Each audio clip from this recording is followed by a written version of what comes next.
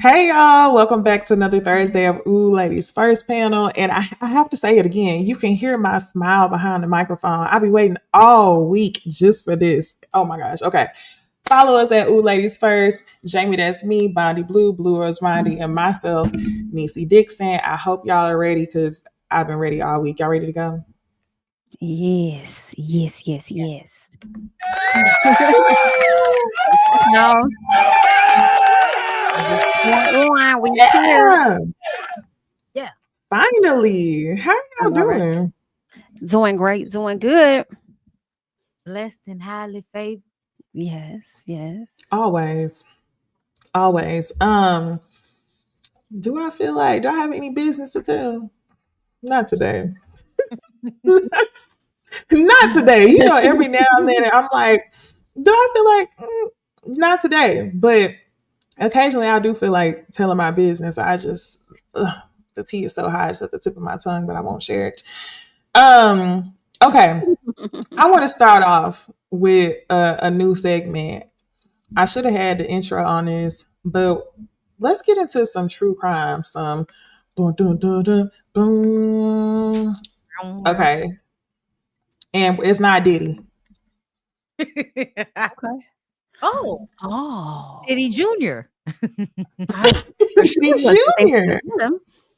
I was thinking Right. like Let me real play life this. stab. Okay. Let me play this. I don't know if I can play the audio because what is he doing? Let's see. I'm gonna be right at home.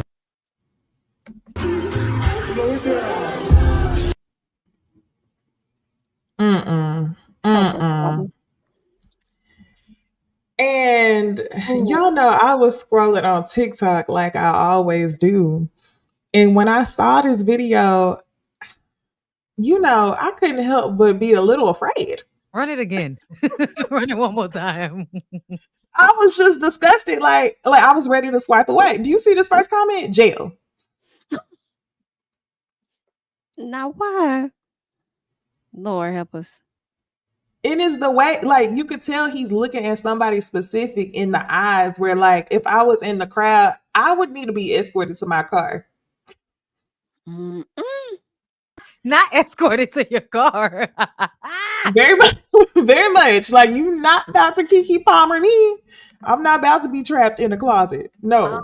On the floor. Well, listen, I low key would say the same thing for all of the girls down there at the Breezy Bowl today. He in New Orleans today. I was in traffic on the way back home Mhm. because the Breezy Bowl is going on, and I saw somebody on TikTok live outside the Superdome. So I was just like, "Y'all be safe out there on y'all way home tonight." You said y'all be safe. I ain't gonna hold you. I had a great time at the Breezy Bowl. I Me had a too. great time until Mhm. I was standing in the audience and I noticed that every girl that was on camera really getting that play and on stage, they was passing the paper bag test. I was like, oh yeah, I forgot. Oh Every girl yeah, on camera. Whoa, snap. Well, yeah. I we mean, had a they were variety. they were showing other girls on All camera, but I mean like the girls that was getting the shots, the money shots, like she's so yeah. fine, the girls that was on stage, stuff like that. I was Mm. like, I mean, that's oh. what the girls do say. And I feel like, I mean, I don't know why we got to argue about it. Aren't most of these niggas colorists? Like, you have to make a special effort to Very not wide range. like. I mean, You I'm just saying for you. think about stuff more? Huh? I said, you think about stuff more? Yeah, I mean, in my experience, like, and this might be a New Orleans thing because color is important, down here. Mhm. Um, that's why our light skin variant is so specific because you really do be like poisson blanc and passing. And sometimes you might look white and you're not actually white. So it's a lot of gradient to our shit out here. But yeah, no, colorism is a huge, huge thing. And for me, I feel like I had to make a conscious effort to not be colorist. I'm still, like I don't like the girls that I like. Like I don't I like mean, to like the girls that I you're like. attracted to They what you're What attracted you to. But you don't. I thought you go Okay. for brown skin girls. I do purposefully. Like purposefully. Like I Oh, oh, It's strange. It's okay. It's okay. color. It's no, I'm okay. You don't want to like the light skinned girls. no, I don't. That's crazy, actually. But you know what? But because when I was That growing up, that's what it was like. They was pushing B2K on us real heavy during this time. It was like Mhm. pushed on you to like somebody light skin with I a think so. certain type of hair. So like even my very first girlfriend was like half Puerto Rican, half black, and had hair down to her ass. Like it was a thing. So I'm proud. The husband is my color, so that's good. But yeah, I made a conscious effort because I didn't like how that felt to like I feel like that's the automatic thing for me to like if somebody whoever the light skinned girl is with locks in the room, like that's the automatic thing. And I'm like, stop doing that. That's not cool. Mm. now that I think about it, I guess I feel like the opposite was pressed on me Mhm. to like my grandma and everybody, they would ask, like, if you said you liked a boy, they would want to know if he was dark skinned. And if he was light skinned, it would be like a no. So I feel like that was They pressed alternate on for me. it. They're all Yeah, yeah. yes. Right. You do They it was for like, Mm. I huh? didn't have a press. It was wide range yeah, for the Really? most part. Yeah, that's a blessing. It was a it very was like like important. yeah. Well, yeah. You remember when we used to do MFK all the time, Jamie? You it was wide range, but It Jamie, you was. had an eye for I think, them yeah, yellow I ones. think on my own, I think as I got older, I think that's what I Yeah. found myself being like more attracted to. But like when I was younger, it wasn't like forced on me or anything like that. You know what I'm saying? But I mean, I do see what y'all are saying as far as like the different artists and people that were pushed in our face and stuff like that. I can see why. Maybe that's probably why as I got older, I started to be more attracted to them, but honestly, I feel like that probably was like maybe like high school, maybe early college, right? But as I grow and get older, it's some fine ass non-light skin. I'm talking about, Absolutely. that, Especially for it's men. wide. Like, I mean, with everybody, yes, but I think Yeah, like more so with men, it's a thing. Like, it's a thing for men to be yeah, for like sure. dark skin, pretty teeth type of thing. Um, Mm. and And that translates. You know, yeah, and with men, I feel like it has expanded. I don't even think it's light skin anymore. I Mm-mm. think it's they don't want you to be black. What? Really? I think they want you to Maybe. be like racially ambiguous. I think they want you in that range. I mean, yeah, Maybe like maybe more mixed, like the lottos and stuff. And I feel like, I don't know.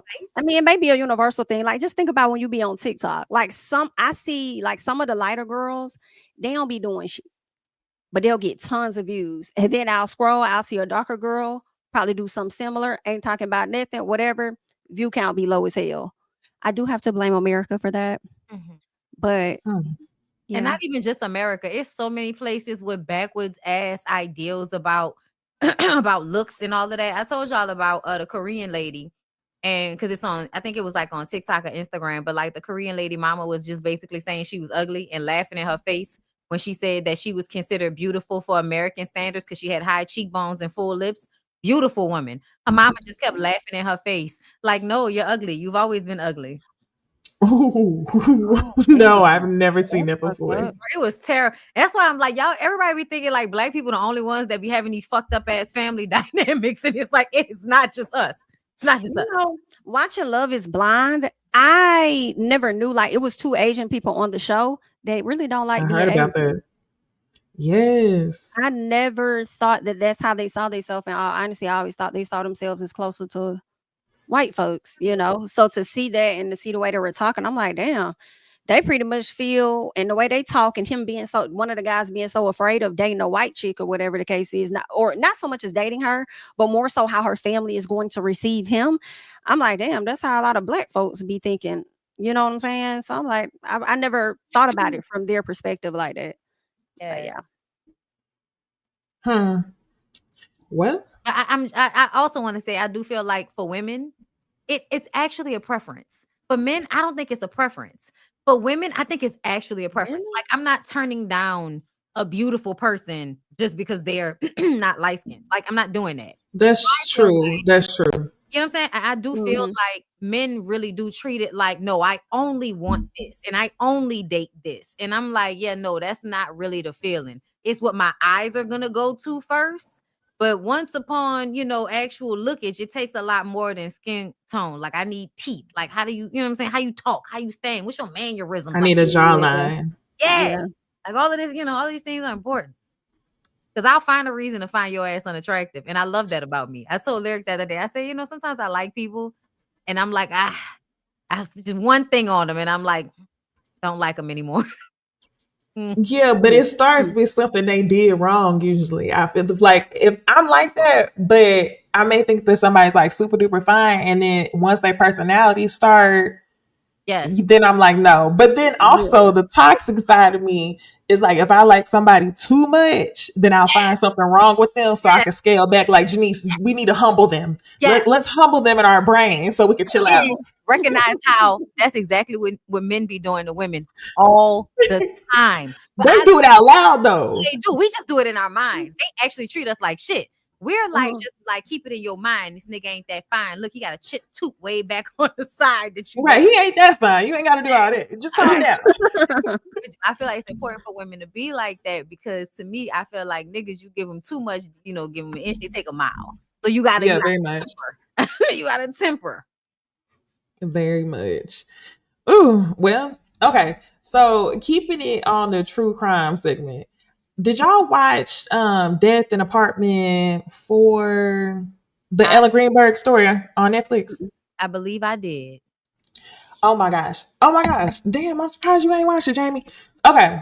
So yeah, it's on Netflix and it's about a woman who was in, I believe, I'm about to say it wrong. Was she in Pennsylvania or Philadelphia? She was in Philadelphia. And she was 27 years old.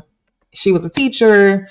She was like really going through it in her job. Her friend said that she wasn't her usual self.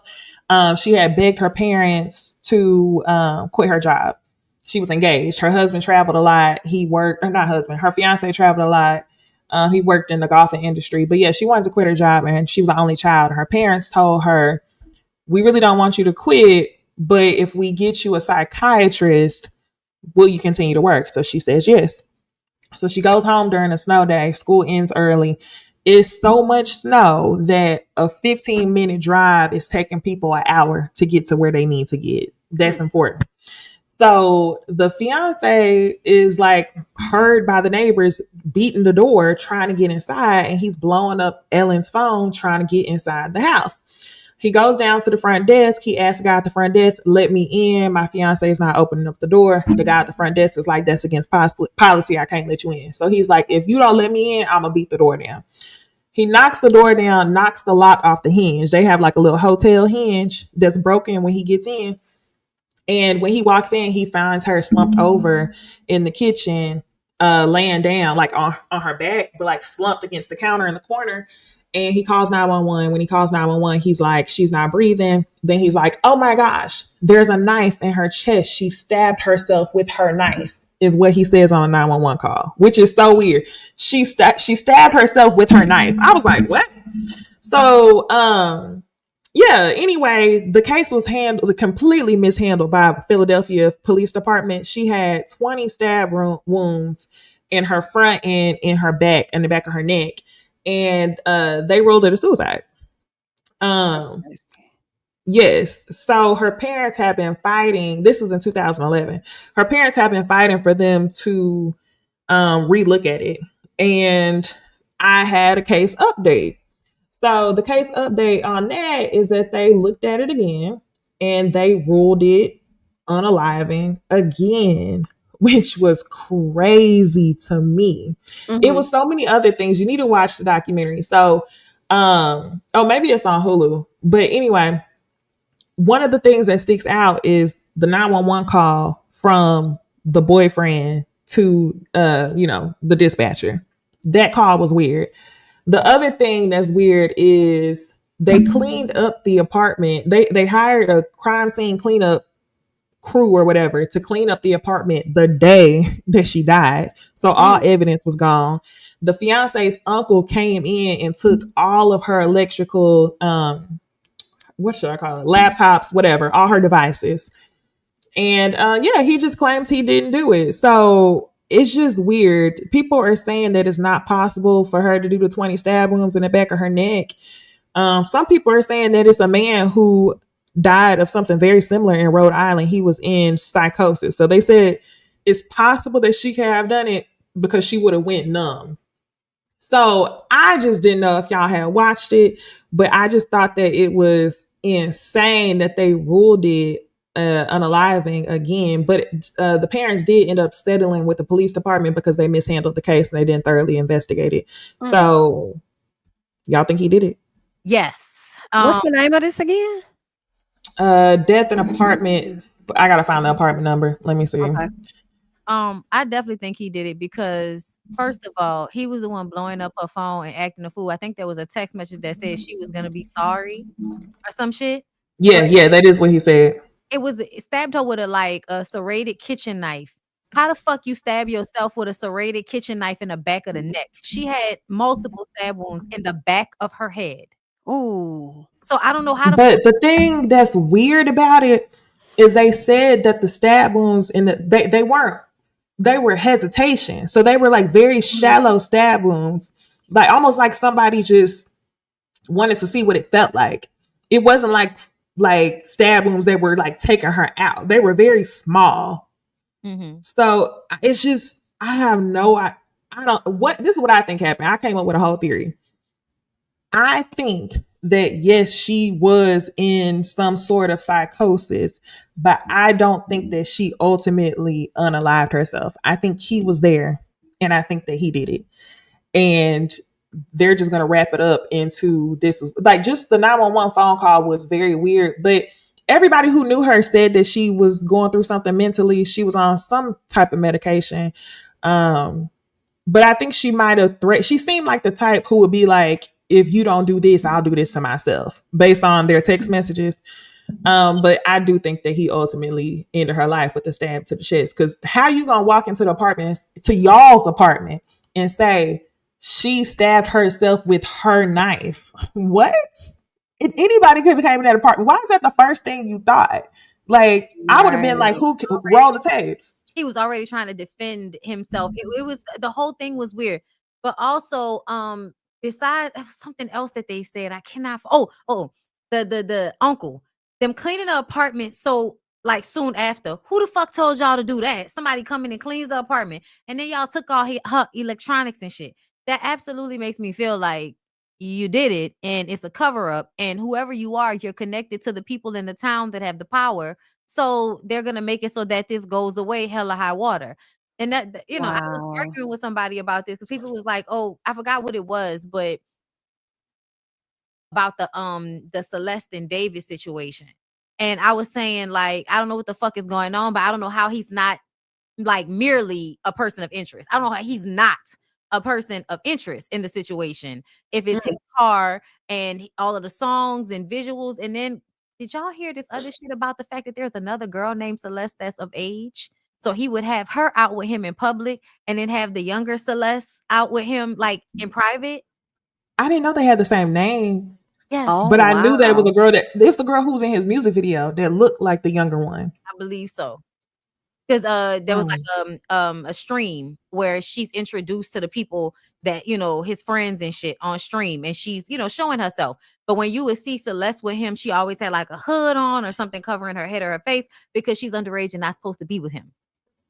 And that's another reason, like So I was just saying how something is going on. I said I don't know who this man know. I don't know who is invested in his career. I don't know who he fucking. I don't know. Oh, you talking about David? Yeah. When I was saying that, people was like, oh, the police, basically saying the police probably had a good reason for what they did. And I'm like, nah, I ain't running to believe them niggas because they saying that girl stabbed her fucking self in the back of the head. So So where's the older Celeste? I mean, around, I guess, but they said that there are two different. Like I was watching, what's the girl name? Rotten Mango. Okay.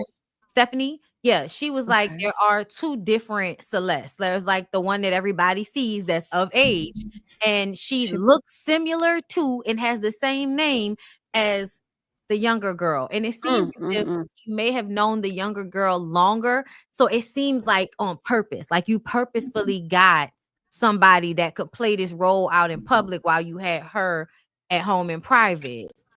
I also feel I'm like like, for what? For what though? I ain't never even heard of this man and what money. wasn't either, but he was Mm-mm. making a lot of content surrounding her. Like it's a lot of Mhm. songs, like him doing videos. There was a casket at one of his shows. Like it's Mhm. a lot of shit that feels like. And also, he was trying to create this character, like an anime character that does this terrible shit and has a redemption story. So he was Yeah.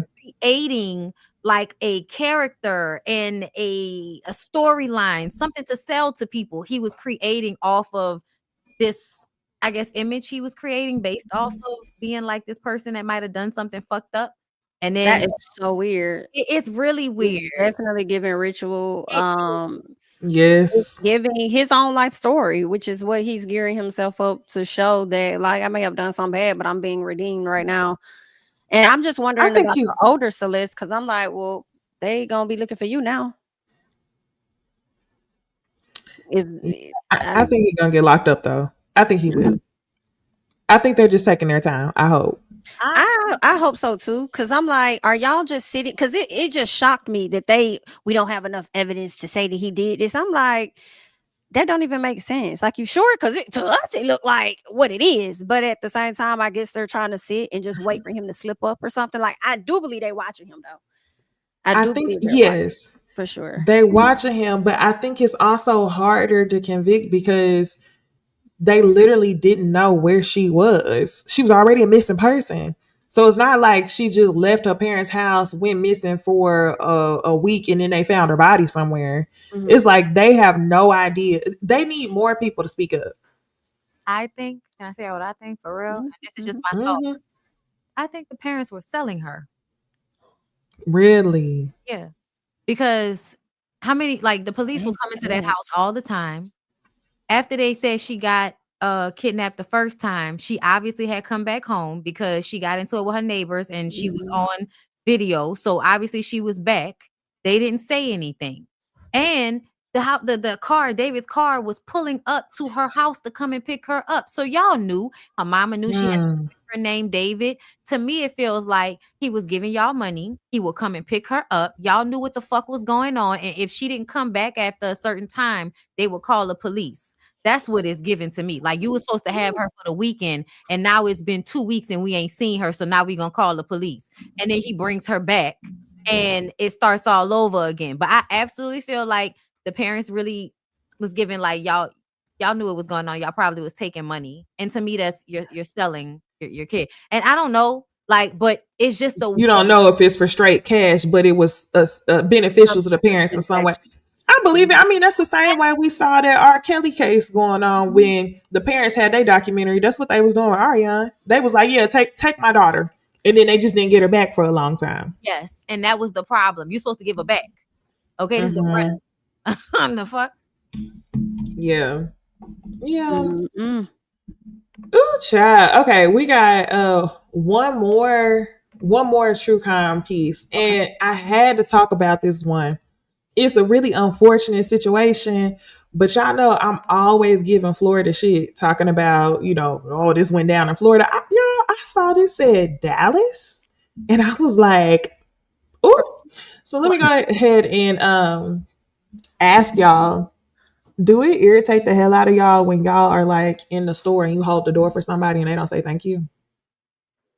Yes. Mm, I'm sure it has for sure.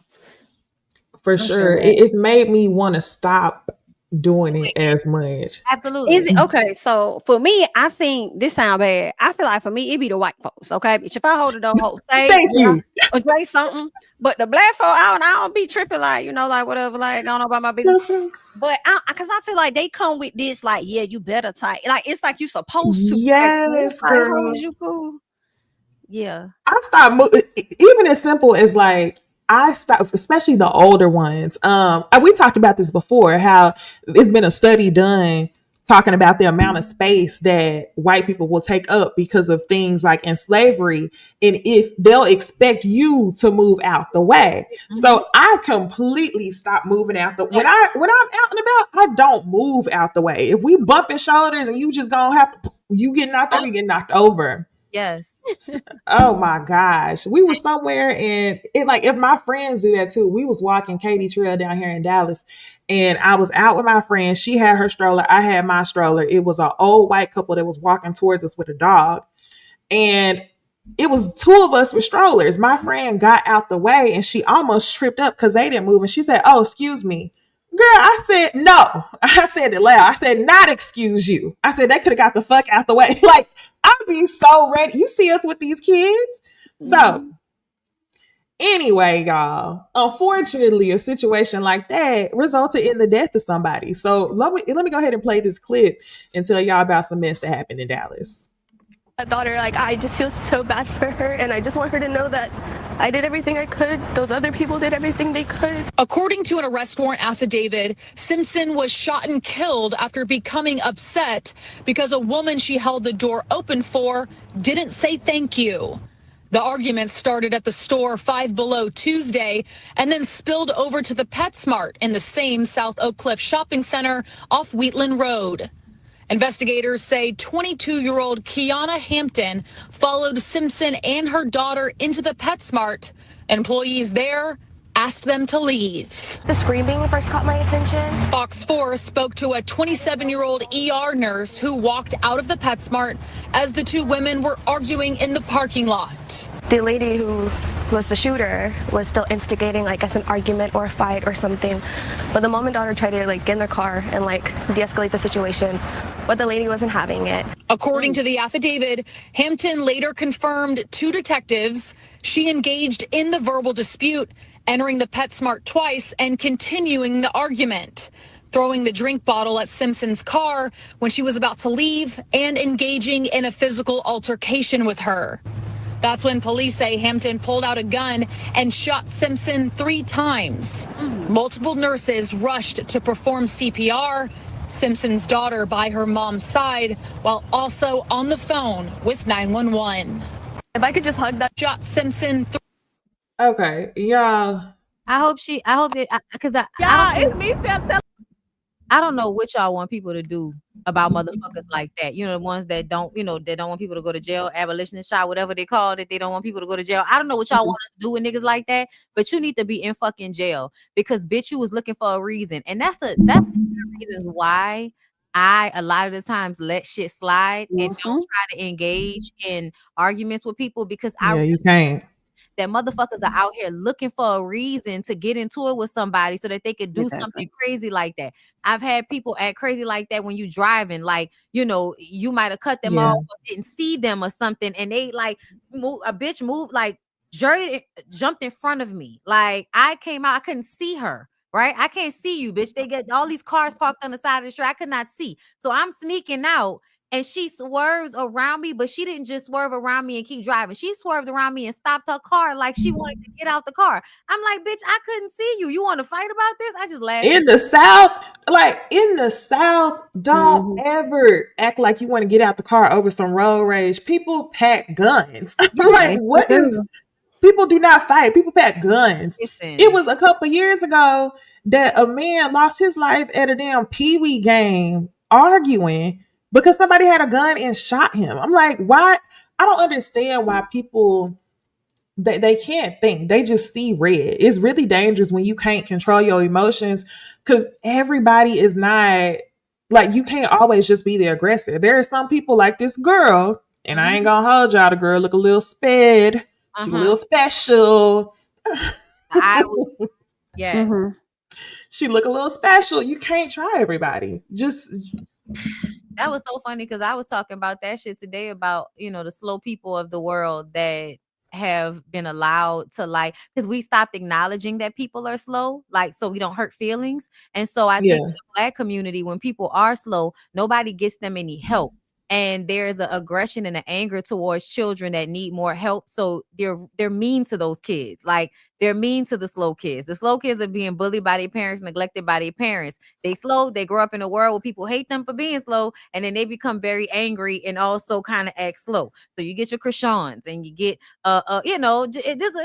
honestly, Mama D.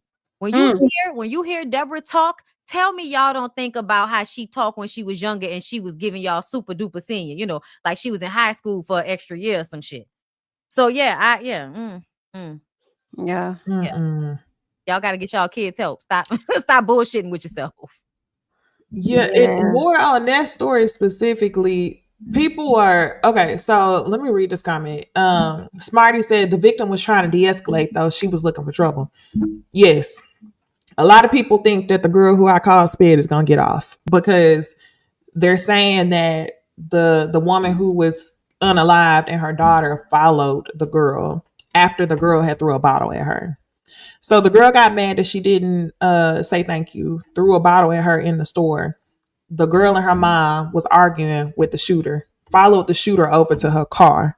The shooter pulled the gun out of her car, went pow, pow, pow. So they think that regardless of, unfortunately, the mother being a victim, they think that the shooter is going to get off in self-defense. I don't know if she will, simply because they was out in public. I don't know how much you can claim defense if you went to your car to get the gun. I don't know. You threw something at her also. Like, so first, because that's technically assault. You threw something at her. You assaulted her first. And then you went to your car and got a gun. Like, because, I could give up. Bitch, you're not about to throw nothing at me. Like, that's egregious. Like, I'm sorry. I'm in a store. So bitch. the lady that shot the mom, the shooter was the one that was holding the door for the mom and her daughter. Yeah. Wow. And the So bitch she started the argument. And then And she hit then- them with something and then went to the car. And so the mom and her daughter followed behind the shooter. Shooter went in the car, egging it on, and shot the woman. Right. Yeah, that does seem like she was looking for something. I don't really see her getting off, but if she just so happened to get off, just so happened because they followed her, they probably would still get her on that's what I something. was thinking. It's the other way around, y'all. That's what I was thinking when I first heard. Okay. No, the victim is the one that held the door open. I said no, it's the other way around. Shoot, do I need to replay it? Yeah. Let me. Yeah. I done got lost. Bitch, Let I'm me I replay don't know it no damn because I didn't hear let me replay it because I'm like, hold on. lost in the tree. Let's see.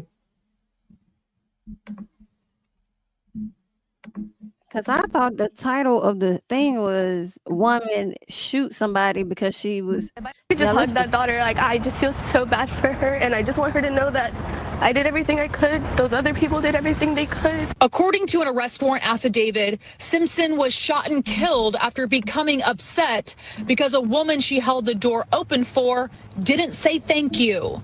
The argument started at the store Five Below Tuesday and then spilled over to the PetSmart in the same South Oak Cliff shopping center off Wheatland Road. Investigators say 22-year-old Kiana Hampton followed Simpson and her daughter into the PetSmart. Employees there asked them to leave. The screaming first caught my attention. Okay, so step one. Yeah. Step one. Okay, yeah, The so lady. Right. Okay. Step one. The lady and her daughter was in the store, held the door for the shooter, started arguing with the shooter because she didn't say thank you. The shooter followed them into the store. That's step one. Oh, she already had Fox a chip 4 on her spoke to shoulder. a 27-year-old ER nurse who walked out of the PetSmart as the two women were arguing in the parking lot. The lady who was the shooter was still instigating, like, an argument or a fight or something. But the mom and daughter tried to, like, get in their car and, like, de-escalate the situation. But the lady wasn't having it. According to the affidavit, Hampton later confirmed to detectives she engaged in the verbal dispute, entering the PetSmart twice and continuing the argument, throwing the drink bottle at Simpson's car So that's what when happened. she was about to leave and engaging in a physical altercation with her. That's when police say Hampton pulled out. Okay. So step two. The shooter did follow the mom and the daughter. Yes, yes. The shooter followed the mom and the daughter, argued with her, and the shooter threw the drink Yes. at the victim. Okay. Right. Then when A gun and shot Simpson 3 times. Multiple nurses rushed to perform CPR.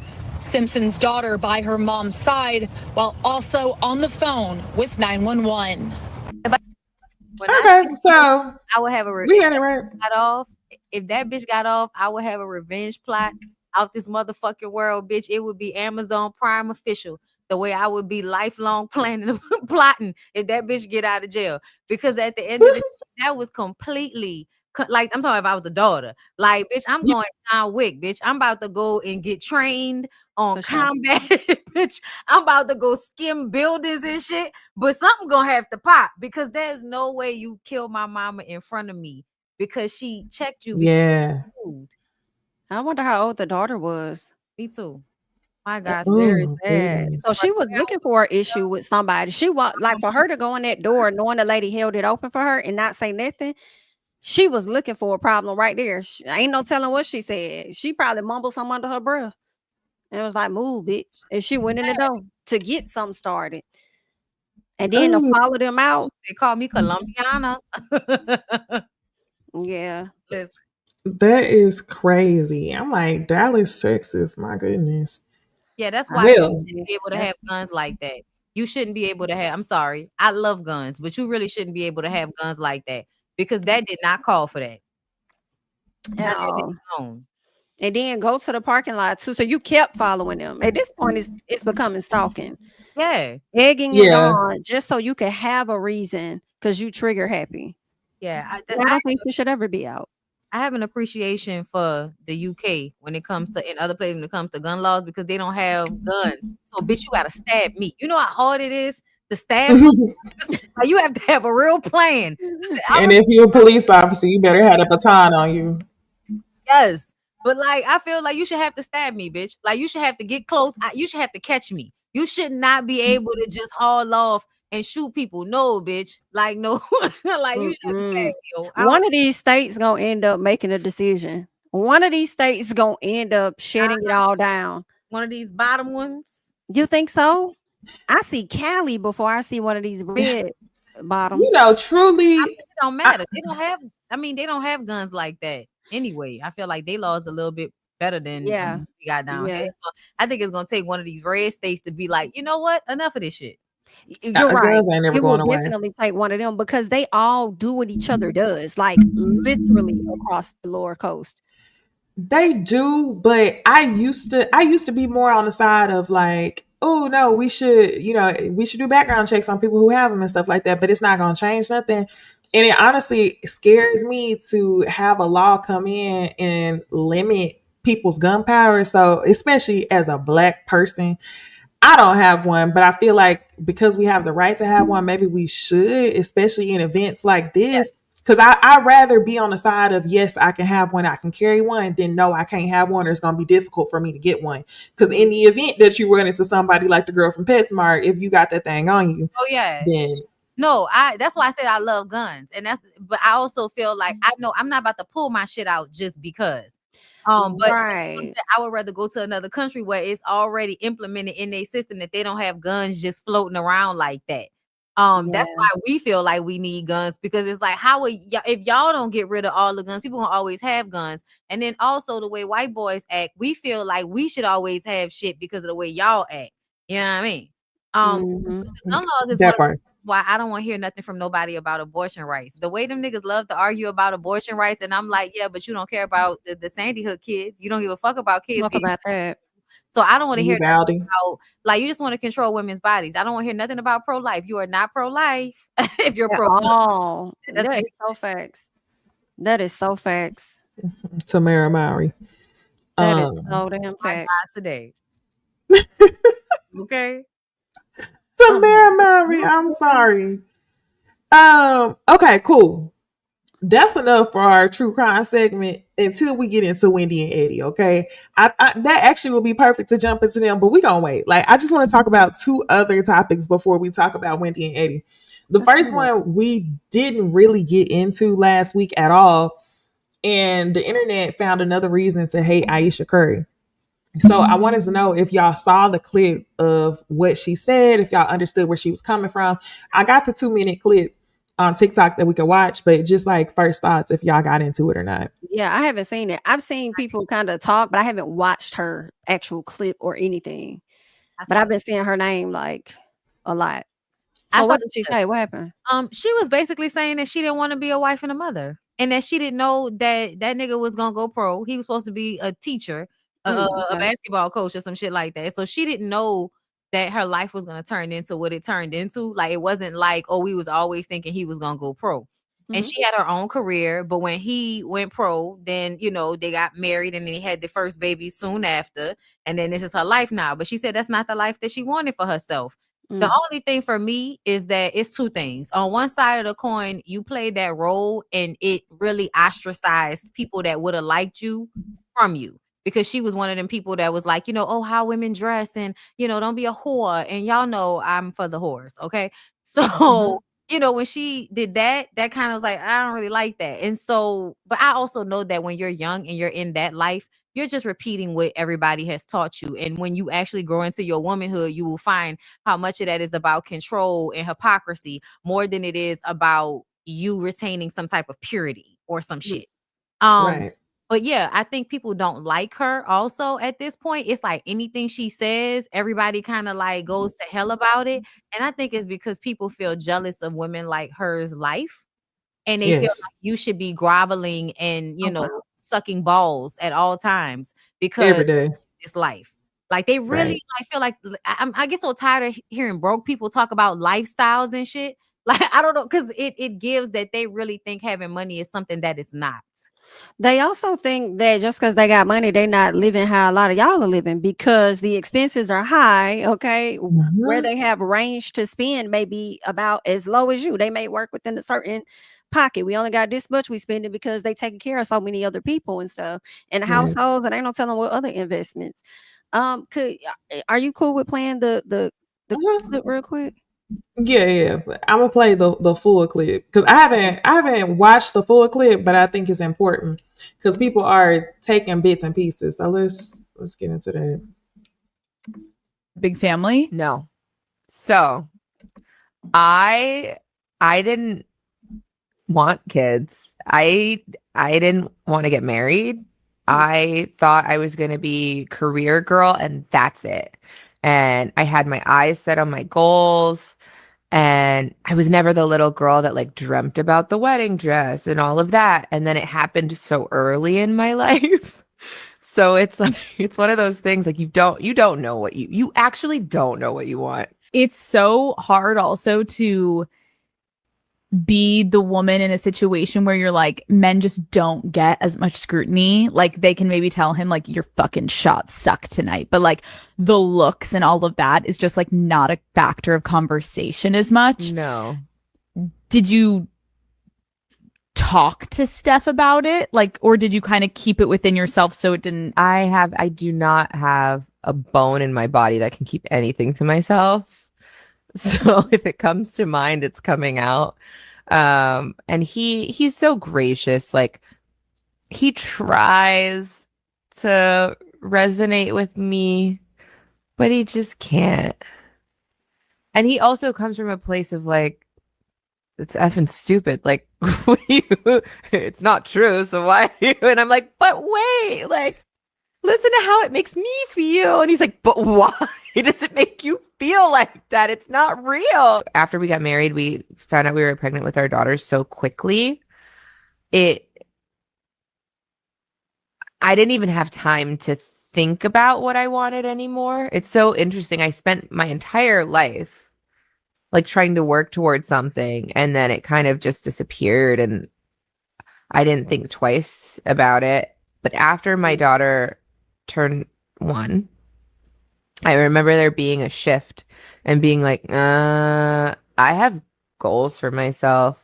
Like, this doesn't feel right. I love being a mom, but I love doing other things too. And I need to get my shit together and figure out what that looks like for myself now. If I have a career and I'm Yeah. not home, like did you experience that? I still experience Okay. that. I still experience that. I'm always in therapy talking about this. If you lose all of those things that were interesting about you. Did you always knew you wanted a big family? No. So I didn't. I didn't even realize 2 minutes had went by that fast because I was really locked into what she was saying. Yeah, she kind of made me want to watch the full interview now just to get additional context about everything. Because how it's chopped up, it kind of seems to me that, yeah, she was working hard and working towards something, but then it seemed like she was already unhappy a bit before she even got with him. So I don't know.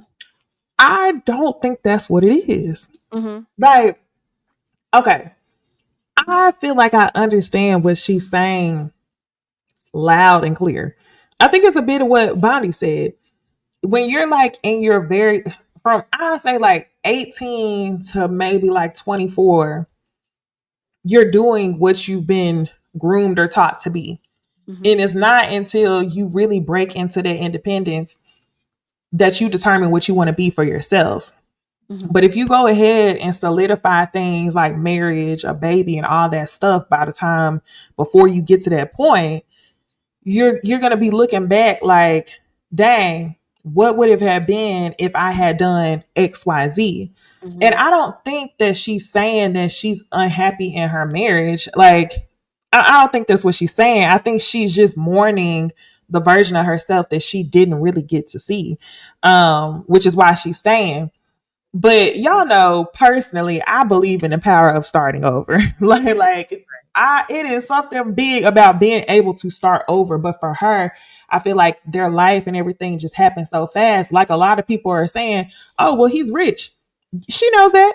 Why would she? She loves him. If he respects her, why would she? But also, that doesn't mean that she can't mourn the life that she didn't get to see come to fruition at the same time. And Hmm. he's never going to understand where she comes from. I don't think men in general will understand where she's coming from because he doing what he want to do.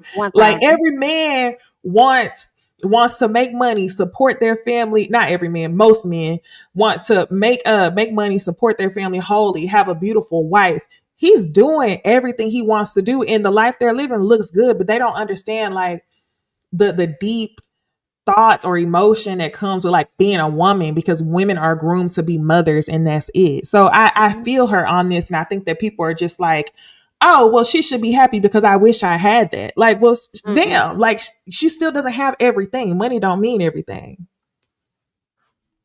All right. I think that was a good breakdown I agree. for sure. Especially because like I think almost all of us go through this shit. Anybody that gets married early or is in the whatever the relationship is early, you know that you go through a transitional period. You're not the same person as you were when you were in your early 20s.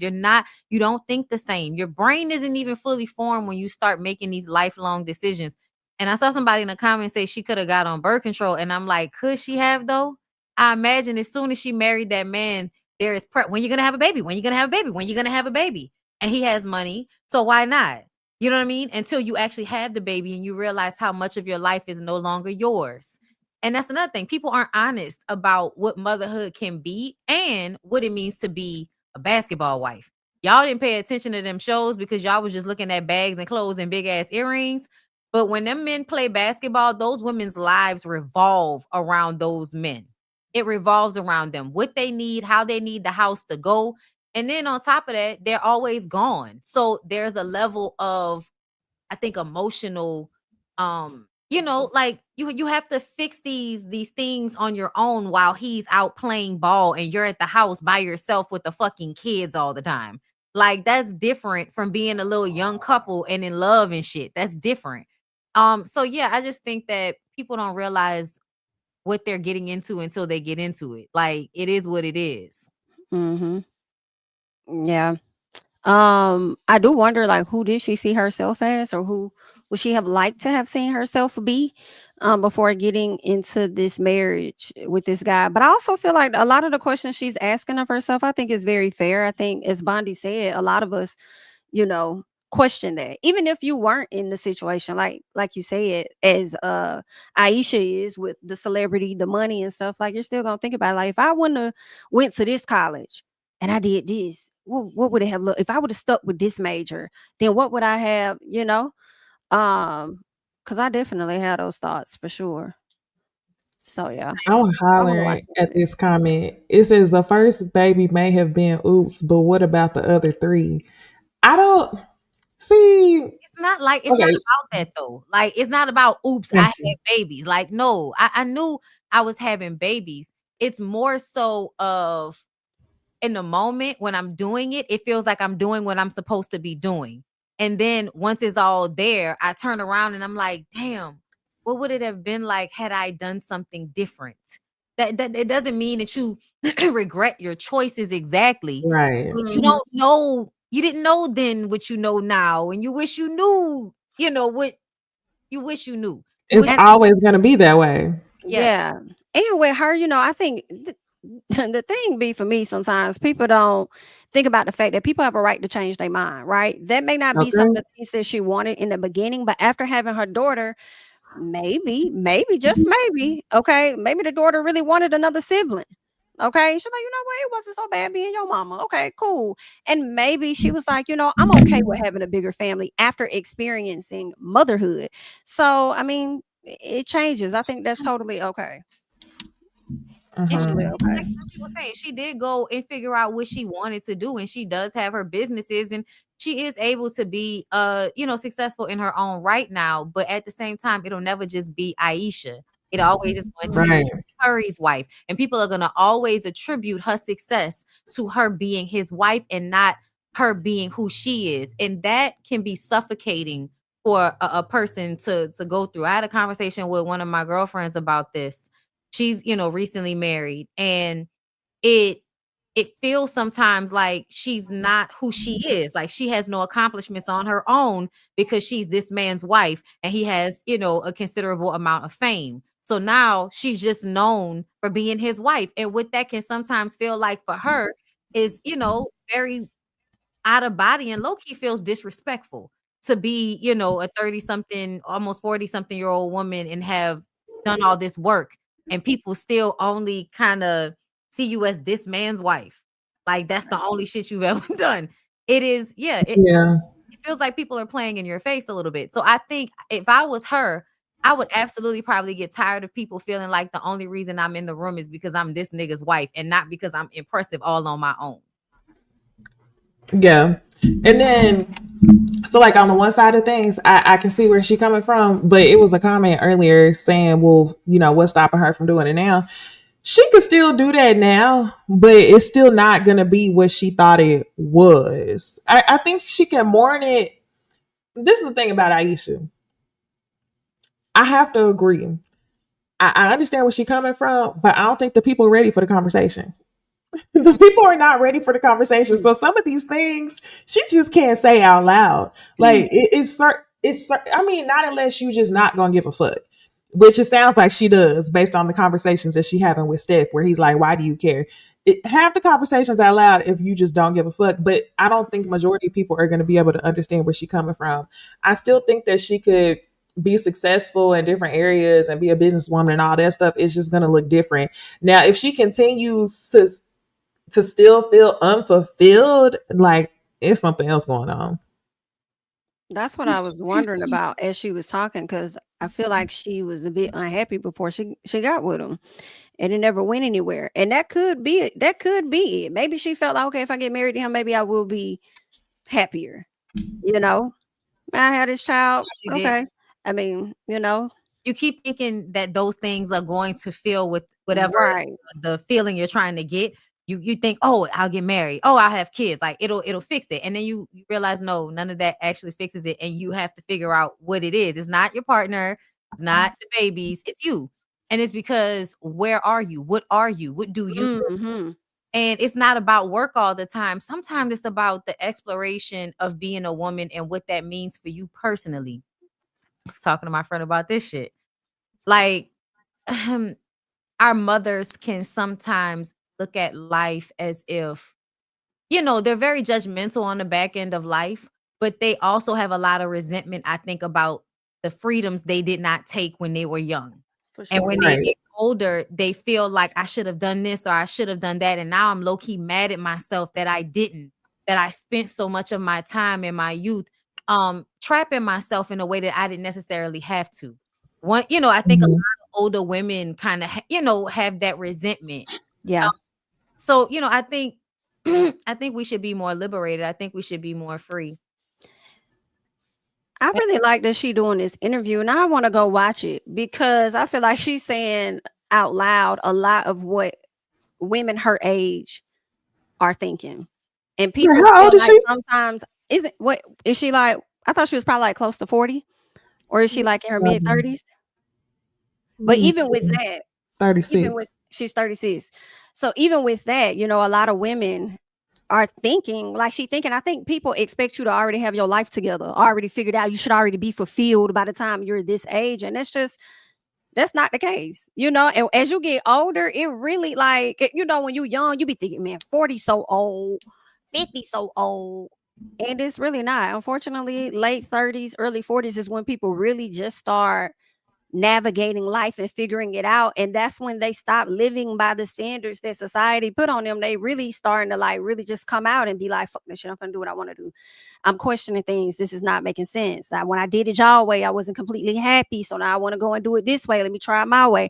I think that's totally fine.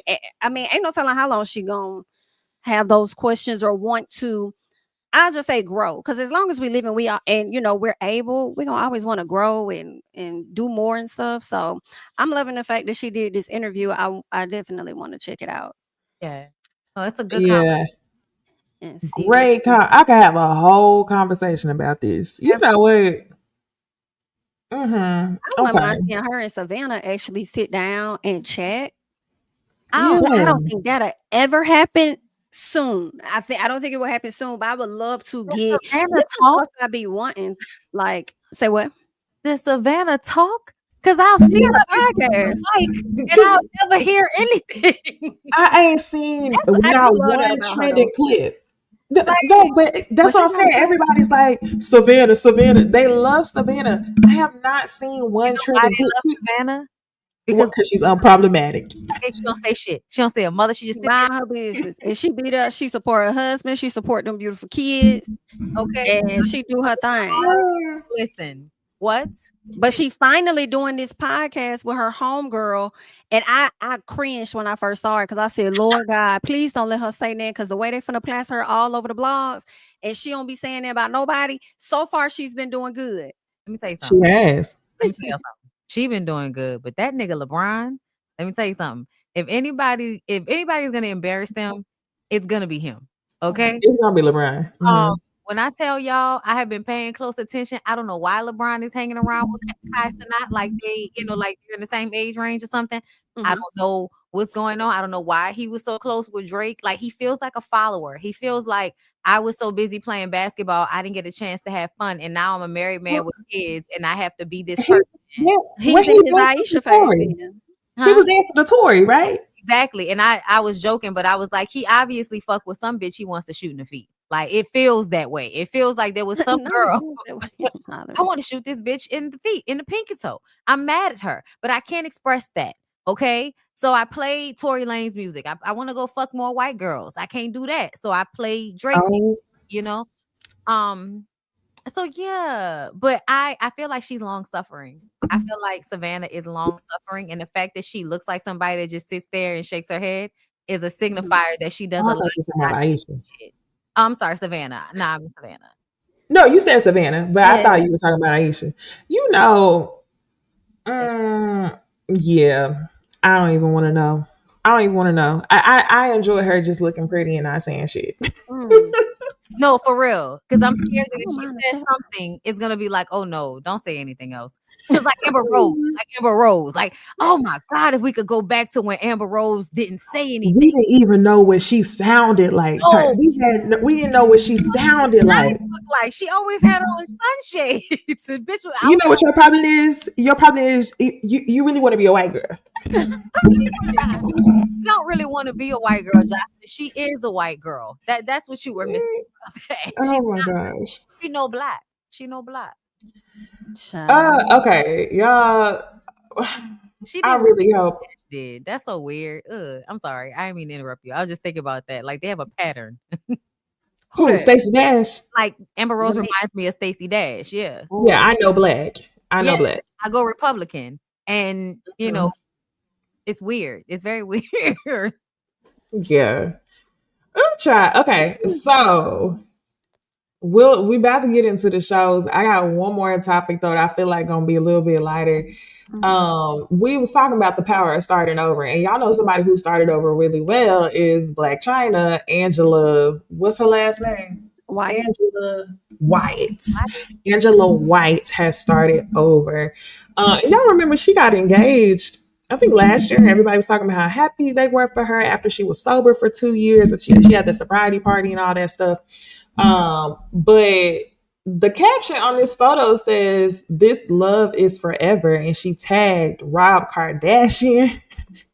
I'm laughing my ass off because I can't take them serious. Out of my face with this. And he Mhm. liked it, didn't he? Oh, They he had probably there did. was another post where they had interacted with each other on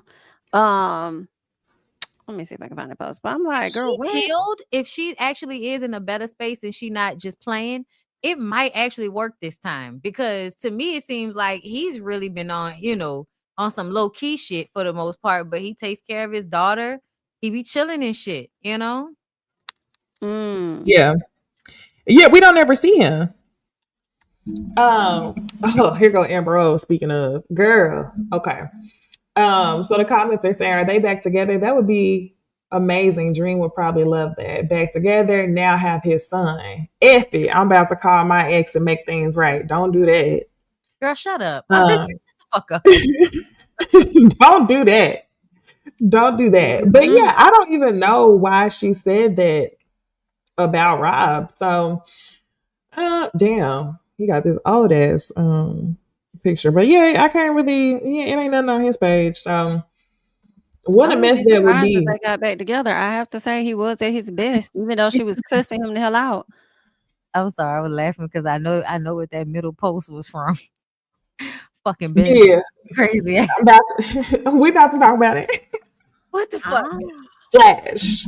Please. Yes. I cannot take it anymore. Y'all know I have to block him. I can't take it. I can't take it. Oh yeah, I forgot you was arguing with him in the comments not too long ago. Oh. Think like what? Yeah. Yeah, I don't know. I can't remember. Okay. Well, all right. Since we mentioned Love and Hip Hop, is this the Love and Hip Hop logo? Shit, I got so many logos. I need to name them. I can't tell which one is which. Shit. Anyway, Love and Hip Hop, Atlanta. Let's talk about it, y'all. Let's do the TV talk intro. Actually, let's give it a quick 30-second break.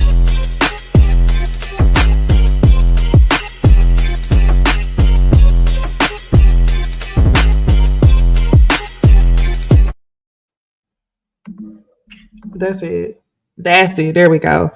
Love and Hip Hop Atlanta. So two things happened that I wanted to talk to y'all about. Number one, number one is Selma, and is her name Selma? It's Selma, right? Selma.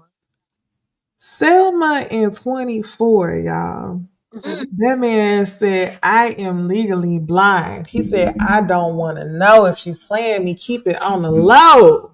Yeah. Okay. They call him the male Rashida because he they call him the male Rashida in the comments. They like, yeah, y'all talking about my wife, but if she told me that it didn't mean nothing, then it didn't mean nothing because we've been down for 10 years and we gonna leave it at that. I already Now, told everybody what it was. I already you told said everybody what it was. what you say? Look at the two of them. Get into it. Like, let's just be very clear. His titties are bigger than hers. Okay. And she, she might have a big head, but she's a beautiful girl. Okay. And the truth of the matter is, I do think he probably has a lot of charisma and good personality and all of that. That's why you would marry like that type of guy. But in my mind, I feel like he know that, he know where he's falling short. So he's gonna let her do whatever. Y'all just wasn't supposed to bring that shit back. Like, what the fuck? Y'all niggas, everybody know how to keep the lie alive unless it's a woman. Then y'all want to tell everybody. I still believe he's a step above Yandy because at least he didn't say it was me who was cheating on me. you know? Exactly. Honestly, that's what I expected of him, and I don't understand what the problem is because every single one of these women will stay with a man that consistently cheats on them and disrespects them. So I don't understand what the problem is. Like y'all should be fine with this. Scrappy, you was mad that your wife left you because you cheated on her. You should be fine with this situation. Nobody should have anything to say. I think Scrappy jealous of this situation, probably. I wouldn't be surprised if they Ooh. probably got like an open situation going on, but her tea just got out first, potentially. I know you shaking your head, Jamie. Niecy, but Jamie. no, I Jamie. feel like You even seen that though, man? but see, here's the Hey, thing, and people, he's I'm not gonna say this. ugly. No, no, no. They gonna You suck know up how that people look ugly at man. women that are bigger and assume that they don't get men? I think it's the same thing with him. People, just because he may not be attractive to us, doesn't mean he ain't entertaining some other ladies. Now, I don't know if he could pay for those ladies. He could not be paying for. He might go over there and do his thing. Somebody got a else lot of rejoice him. It could be open. they got a lot of girls that's attracted to niggas that got like a good energy about them. And I ain't gonna, the way he talk and shit, I could see Mhm. you sitting there talking to that nigga for a little while and being like, okay, so what you got going on? You look like somebody I used to talk to, but he had money. And I was just about to say, and I also think, and I was just about to say, I think 24 Hours has money. Like when she said, I think what they said that she called that nigga and said, if my nigga leave me, are you gonna take care of me? That's because that nigga take care of her. Okay, that nigga pays the bills. That nigga's working. Okay, so yeah, I Look at this comment. She tripping. what good personality and roles. Listen, Lord help us. I don't understand what the problem is. It's okay. I feel like if people be with, people love people for other reasons. You know what I mean? Like it's not always about that.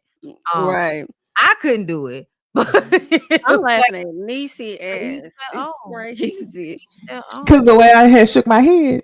No, when you said I used to talk to somebody like him. No, literally look just like him. It is so funny because, like, at the time, that man had so much money. I thought that man looked so good just because he had so much money. And my niece was like, he's the ugliest man I've ever seen. And I was like, what?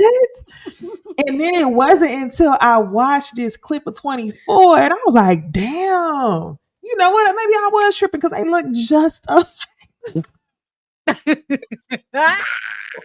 Not she didn't know how ugly he was. I didn't. I just saw dollar signs. I just saw on the dollar floor. signs. What a swift 6 weeks that was. That's But good stuff. You know what I mean? A little blip on the, you know what I mean? It's But I okay. am gonna say, I will say every day I'm so glad that I married somebody whose face I absolutely adore. Because my Yeah. God, today, okay? they say he look like me.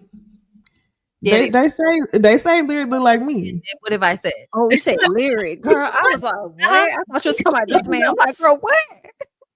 No, they always say Lyric look like me. Eric and Niecy look alike. Oh, are y'all Yeah, related? we might be. Are you my cousin? Listen, Like Beyonce said. Derek don't even know his family like that, so y'all could be related. Okay, it is the lines are very sketch once you get into the 50s and the 40s and shit like that. Okay, we don't know whose pappy is whose Who pappy. family? Yeah, nobody knows. So it's a possibility. But yeah, no, y'all have the similar, but I tend to be attracted to similar, like, Noses, like certain yes, features. the long nose, mouth. I You like, are. yeah, You yeah. are. No, You I noticed that are. too. Whenever Bonnie Mm. show us somebody who she think is attractive, I'd be like, yeah, Yeah. Yeah. they fit. They Yeah. fit. They all the same. I also do that too. I have a variation of faces that I like. Same. Yeah. Yeah. Well, all right. So next thing I want to talk about before I start telling my business. Next thing I want to talk about is Ashley and Zane arguing with Carly about the room key. So, do y'all think that Zane should have stayed out of women's business when it came to that? No. I didn't. So can y'all give me a play real quick? Okay. You want to do it? Nah, you go ahead. You more versed than me. This your Okay. world. So Carly basically back in the day had, first of all, she gave Zane her hotel room key, which automatically makes you think that she wanted to fuck Lil Zane. And we all know that Carly was a whore. So it's very much plausible. when she met Ashley, they were having a conversation and Carly asked, do they do threesomes? Ashley took that as you asking because you want to do a threesome since you already tried to fuck my nigga. So, and I know how you get down. So I think Ashley was assuming, but they made it seem like Ashley was lying when really she wasn't lying. Carly did ask her and she just assumed that that's why you was asking because you wanted to have a threesome. Like, Carly's nasty. Like Carly fucks niggas with her feet. Like, like what do we? I don't get it. But Carly to me works on my nerves because she plays the victim a lot, but she does very weird shit. Like I think she starts fights and arguments with people just so she can have camera time because she doesn't have anything going on. So remember that episode where her Bambi Jasmine, everybody was getting into it with each other. They had fucking scorecards. You remember that? Yeah. That was the same thing. Like to me, that was the same thing. She's just done the same thing with Ashley. And I also think that Zayn and Ashley have people pleasing personalities. They seek validation a lot. And I think the way they move throughout the group is very like Aggie. You know what I'm saying? Like they just kind of want to be heard. And then Zayn does bitch ass shit, like bringing up that Rennie Rucci's, didn't you cheat on your nigga? Because that's what he said online. He kicked you out the house, didn't he? Ooh. Yeah, because see, Zayn don't like for people to bring up that he does disrespectful shit, like cheat on Ashley in front of everybody when Ashley not around.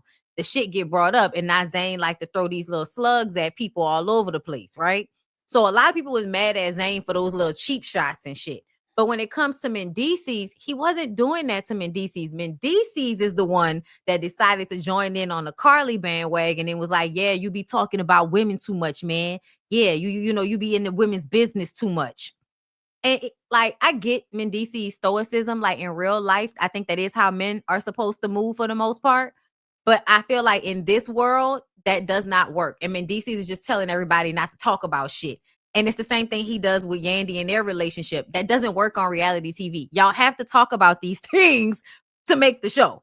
But either way, I feel like they all blame Zayn for the 24-hour situation, and it wasn't Zayn's fault. Mama D was the one that came to the table and said it in front of everybody before they could pull 24 hours to the side. I also feel like Scrappy had more of a part in that than he's admitting because Zayn thought that it was going to be Scrappy in 24 hours and that they were going to talk to him at dinner, and then all these other fucking people showed up, and so then he couldn't say it. Then Mama D come in and she says it. So now everybody acting like this is Zayn, and Zayn was going around being messy and all of that. But Zayn really was trying to find a way to talk about it, or really he wanted somebody else to do it, but not like that. I think he wanted like Scrappy or somebody to go and take, you know, pull him to the side, but not like that. But yeah, I was confused on how Scrappy was sitting there with his girl is beautiful. Scrappy's girl. Brittany, very beautiful. Oh my goodness. I'm kind of type too, because to me, she kind of remind me a little bit of Erica. I don't see that. It's some like there's a Tweety Bird effect in the face, right? Like, you know, kind of like a doughy or a cat eye and a perk of the lip. Not exactly the same, but in the same kind of family. But she's gorgeous. She's a gorgeous girl. Very, yeah. Yo. Very, very. Oh, go ahead, Jamie. I still don't know if Zayn should have hopped in or not, but if I feel like if facts are not being told right, he definitely should kind of like hop in, especially if he's a part of the conversation in a sense. But my mind did drift when Bondi started to talk about Carly and the room key and then asking them about a threesome. And y'all, my mind went back probably a season or two ago to when Spice did not want Carly living across the street. And now I have a different idea in my head as to why. Because I know the people not finna like what I'm finna say. Tell us. But it's the bumping cats or bumping pocketbooks, as Bondi would say. Yes. I think the bumping pocketbooks was happening. And that is why Carly was so frustrated with her moving close. And I think that's why Carly wanted to move close so they could bump them pockets. Spice don't want nobody to know that. We just gotta time mark this for the people who always say is Bondi. Bondi is. I saw somebody on the last video say, if I got $1 every time Bondi accused somebody of being gay, I have $3 to $6 every single episode. Like, girl, okay. She ain't say it. She ain't said it tonight. Jamie said it tonight. Yeah. And not only that, but every fucking day, somebody coming out for being gay. What y'all be talking about though? Out for. Every other day, we find out somebody was bumping pocketbooks, and y'all out here acting like I'm just, yeah. I mean, and we're gonna talk about that later in the show. So for those of you that's a sensitive topic, hey, That's what I'm for real. I think, yeah. No, I really It do only think makes that sense. about Carly and Spice. And I really think that about Spice because of the way Spice acts. Spice acts like one of them bully ass bitches. And whenever a woman is a bully like that to other women, it's because you want to fuck them or like you have like a, like a man or a boy. You ever seen like a boy really like a Yeah, girl, they but, want- he Mhm. on her? Like it be like that. And just in general, I think they attack the person they think is the weakest. And so that's why I think they was doing that to Ashley. I think Ashley, they just felt like she was the weakest. You the newest one, you the odd one out. for You sure. the little bitty man. So we're gonna, we're gonna kind of punk y'all. And I think Mendeecees and Scrappy was trying to punk Zane as well because of Zane's size. I think I think they be taking allowance with that. But no, you are absolutely right about Spice and Carly because that's what that. Remember, she was like, the way Carly was acting, remember at the baby shower or something for her daughter? Like we was supposed to be there Yeah. family. And it was like, why she acting like they're a couple? She really was It acting was like weird. they was a couple. Mm-hmm. You are not lying. Oh, That's what I thought This about. So actually, I wouldn't be surprised if that was the reason why she approached Ashley on that. yes. Mhm. Of course, girl, do you know how they be getting down? Those are the late 90s, early 2000s video girls. Them hoes is doing anything. Mm. Any and everything. you said them hoes was doing everything. The old hoes. I can't. Once you find out that she was fucking niggas with her feet, it's pretty much like, come on. That's crazy to me. She need to do a class though. I'm just interested to know what other shit are you doing that I would never think to do. Like, cause what you want my feet for? Like, I get it. Like, oh, that made me think about some shit Young Berg said earlier about how much he liked Corinne Steffens because she would just call him and say, meet me at a bar somewhere, and then they'd end up fucking. And see, we question and wonder why. And I don't think it's really us though, because I feel like we kind of get it. But that's a great example of Niecy kind of brought it up last week. I think you were trying to tie like some of the women to the same guys and stuff. They just operate in this. It's like a circle of women. That's why everybody dealing with everybody. It's a circle of women. But it be the same thing in regular life when you think about it. Like if y'all got a friend group, like I know, child, listen, back when we was in college and in high school and all Not for my group. Not well. Okay. Yeah, I was gonna say not for my group, but my group don't count. It's about 2 straight girls in my group, and the rest is. I guess that don't make that much of a difference. listen. It's You know what? I don't know, man. close proximity is really all it boils down to. You gonna grab what's closest to you, man. But I don't know anybody in my groups that have overlapped. I'll say that. In real life, I don't know people who've overlapped like that. And honestly, I think it's because one, I'll say dating apps, and two, because of the pandemic, people just start moving everywhere. So I think it's like more new people today versus pre-pandemic where everybody kind of was in the same circle. That's true. I need to move. Maybe. I think y'all know I want to move to California, but I don't think they ready for me. Okay, well, y'all, since we was already on the topic of bumping cats, let's get into Potomac. So y'all know they like to accuse Ashley of turning everybody out, and low-key they're not wrong. When I think about it, because she was in a pool with Wendy and Mia that one time. Oh, Candace was there too. Yes. Yeah. So, okay, Katie Ross, who was on, I think she was on the first 2 seasons or first season. She came out saying that Ashley ate her cat. Let me go ahead and read this tweet because Katie Ross be on Twitter. But to also give context, Katie is an alcoholic who's been in and out of rehab. and she'll go on these big outbursts on Twitter and then, scale it back. So we don't know what this was. But she says, Ashley and I love each other. There's no beef, but she has no couth. I gotta throw a flag. My magical vagina that she told details about. She told Andy Cohen I have a hamster puss on national TV. She ate it, so I guess she would know. She is just a hater. We love you, Wendy. So Ashley responded on Instagram and she says that false story is gross beyond words. I don't argue with mentally unstable people. And I'm going to tell y'all this much. I think she ate it. I do too. Absolutely. 1000%. Because now you want to attack her mental. I don't argue with mentally unstable people, really.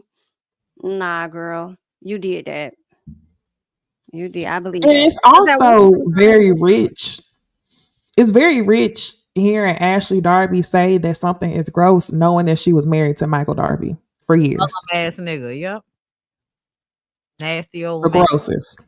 Ugh. Child. Oof, I heard you discussing that. Yeah, so okay. Y'all want to get into Real Housewives of Potomac now? Ooh, I need to take my banner off.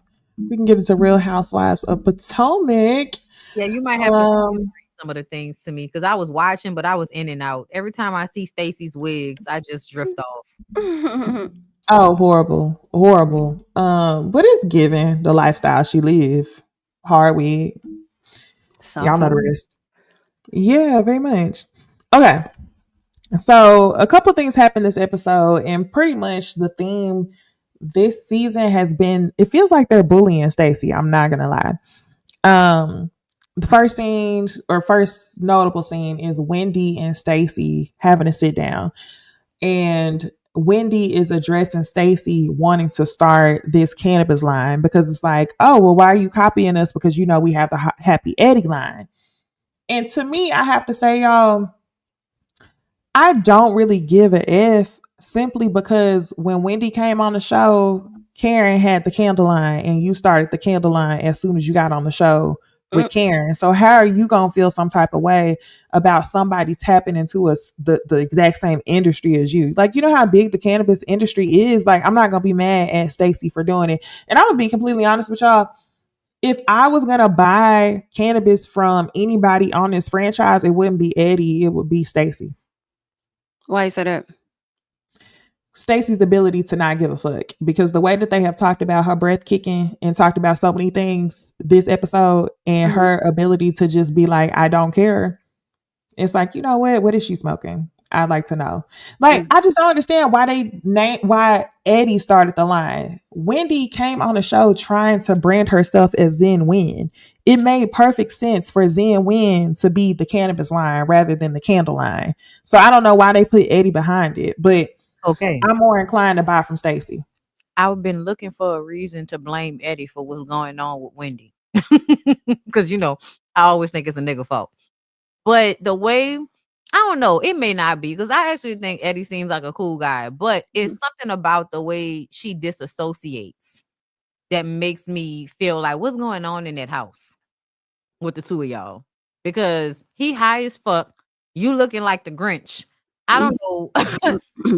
I don't know what's going on, but she definitely, even in this season, there's like a glaze where it's like she's not really present or something. Like she's there, she's saying shit, but it gives disassociated. So I am wondering, like, what is going on? I think she's always been that way, though. I think what we see with Wendy is like some Dr. Heavenly shit. Daddy this, daddy that, daddy this, daddy that. Idris Elba this, Idris Elba that. Like, she does her husband like that. I can see that in a more high class way. Where's Eddie? Eddie handles the bills and this and that. Where's Eddie? He opens up the champagne type of thing. Yeah, I can see that. Gotta prove you got a husband and he like you. Yeah. I forgot that Wendy had. I don't know why I thought Wendy did the candles first, then Karen, but I guess it was Karen then Wendy. But even still, I agree because I'm like, it shouldn't like. Wait, was it? Maybe you're right, Jamie. I don't remember. Maybe it was Karen. Maybe it was Wendy then Karen. No, it was Karen first. It was I Karen. think Karen just did. Maybe it was the 3-week. I think Yes, she that's had what it was. Karen had the 3-week and she had the 1 week. Yes. But Mhm. I don't know who came first. I Karen came ain't. first. It was came Karen. first 'cause Okay. It was a storyline that she felt like Wendy was stealing from her. And I remember defending Wendy and being like, it like what, like so fucking what? Like people buy candles all the time from buku different places. Exactly. What is the problem? Same thing with Stacy. Same thing with her. It's like you got all these Oh different wait, no, stores it that was sell Wendy the same first. products. Oh, so Wendy Oh was wait, first. was Wendy It was first? Karen that copied. I'm Yeah, they're saying it was Wendy first, and low key, I remember that. I think I remember that thought it So was it was Karen because Wendy. I don't Karen know. took her back to the town, and then when they was on the town trip, that's when she confessed to Wendy that she. Or she I think announced that's what it it is. week or something. Yeah. Okay. Mhm. So it was Wendy first. So then now What did Wendy copy for something? Because Wendy copied something. I don't know. I don't think she copied anything. Now that I think about it, I don't know. We probably I don't know, child. Around because I remember the 3-week thing. Yes, Huh. because Karen kept throwing shade about 3 weeks. Karen was doing fragrance. Yeah. Okay. So she was doing the Braun Yeah, fragrance. Then she started doing that after Wendy. Okay. So Wendy, I don't think Wendy copied off nothing. because everybody was acting like that was so weird for Wendy to come out with a candle line, and that's what I remember defending. That's what I remember defending. Yeah. That it wasn't weird for her to come out with a candle line. Like everybody was like, "Why is she coming out with a candle line?" So that's why I'm thinking that she copied Karen. But okay, Yeah. y'all remember better than me. Y'all smoke a lot of weed. Y'all don't remember. And you know, Okay. with Stacey, I just feel like she hasn't been on the show enough to be deemed like a copycat yet. I think it's, and then they doing different types, right? So Stacy's is supposed to be like some gummy bears or something like that, which is completely different than Eddie, who's actually selling the weed. So I mean, like, I Right, probably would selling buy the flower. Stacy's too. Oh, that's Oh, what for it sure. was. Karen said that she was brainstorming and she told Wendy about it, and then Wendy came out with the line before Karen did. I think that's what it Thank was. you. She said that it was in Discovery. Mm-hmm. That's okay. And that's when I thought Karen Wendy was just rushed lying. put her shit out first. That's what it felt like. That's the same thing Stacey was saying, that hers was in Discovery, but she didn't really make it a thing or lock in the deal until after the reunion. While I got this comment Probably up, let me eat read some of the these nachos. super chats from earlier because I forgot. And somebody tried to get on my ass last time about not reading the comments. Y'all don't understand. It's a lot to organize the show, produce the show, stick to task, and read the comments at the same time. Like, they really be feeling some type of way. Like, I try my best. Okay. You do California Q. Okay, that's what I'm saying. You produce it and be the one talking on the show too. All right. So, California Cutie, thank you. She says, let's kick the show off with some love. Hey, Ooh Ladies First Panel, here I come. Hey, girl. Casey Carter, thank you so much for the super chat sticker. And then Brittany says, I think people think she should be grateful. This is Aisha. She should be grateful for the lifestyle, but she was a rising actress and her parents trained her as an entertainer and sent her to America. She's Canadian. Okay. Oh, That that makes a been lot of nice. sense. And then Imani, she said all of her kids are born in July except the last. She planned her kids around his off season. Ooh, she did what she was taught to do. Oh my gosh. Ooh. And then Damon says, I don't know. Lil Uzi got JT somehow. It's possible for anyone. And I guess this has to do with Selma in 24. So, Lil Uzi bagging JT is not surprising to me. Not at all. He actually seemed like he probably be fucking her head up sexually. Absolutely. I don't think he. I think she. I don't think he's doing that sexually. I think the money is fucking her up.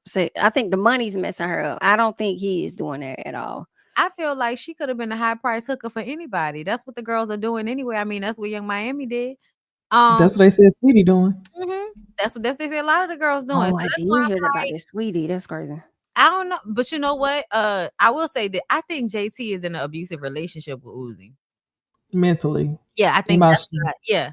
So that's why I think she locked in on that level like that. I think she's also assumed a lot of his style, like, which is also kind of like, girl, I don't think she's a beard. Like, in order for her to be a beard, he would have to be like hiding something. He's not For hiding sure. it. He's not hiding a thing. 1000%. I just think it's the money for sure. I don't think it's love or none of that. You know what I'm saying? A lot of times when she talk about Uzi, she always talk about the things that he could do for her, right? Which is fine. You should be able to do something for your woman, but I don't think she'll ever leave him because of how he financially takes care of her. When they first got together, she said he opened up his no, I think she had a bag and he had a lot of money and she had like a small Chanel bag or something. He was like, put however much you want in there. I think she said she only could fit 30,000 in there. She was like, damn, I was mad I could only fit that much. But yeah, it's definitely tied to the money because JT, as much as she says that her dad sold drugs, I still kind of feel like she didn't come from the money because she was in a household with a lot of children that weren't really her mama's kids. So she was there with like her stepmom and all the other kids and stuff. So I feel like that's why I think, called herself City Cinderella because she was treated differently than those kids. So now that she's at a place where she got money, she about got it on her own or off of her boyfriend, whatever it is. That's why I think she says a lot of y'all broke. Oh Like yeah, Ari. they all say. Yeah, I was just about to say that. Somebody was like, Uzi has money like that. Yes. Huge I believe it. huge white following. Y'all, like, he's a rock star. Like, Lil Uzi Vert is a fucking rock star to them kids because he gives alternative. He gives goth. And that, there's a huge subset of white kids that love that type of vibe. Also, I feel like with JT, like, it is about the money, but the only reason I feel like she has to be emotionally attached to him is because of how embarrassing he can be and how at some point you could have got you a different type of nigga. Like, you could have got you a nigga that wasn't, as everybody likes to point out, in a skirt, and you still went for that specific type of man, which is out of the norm for black girls, especially black girls like her, 304s and shit. He not the type she was supposed to end up with.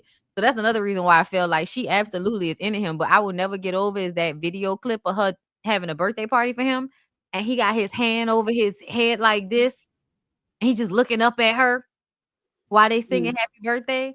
I was just like, yeah, nah, that nigga wearing you out emotionally because what the fuck is going on? Like, for him to go into child mode, yeah.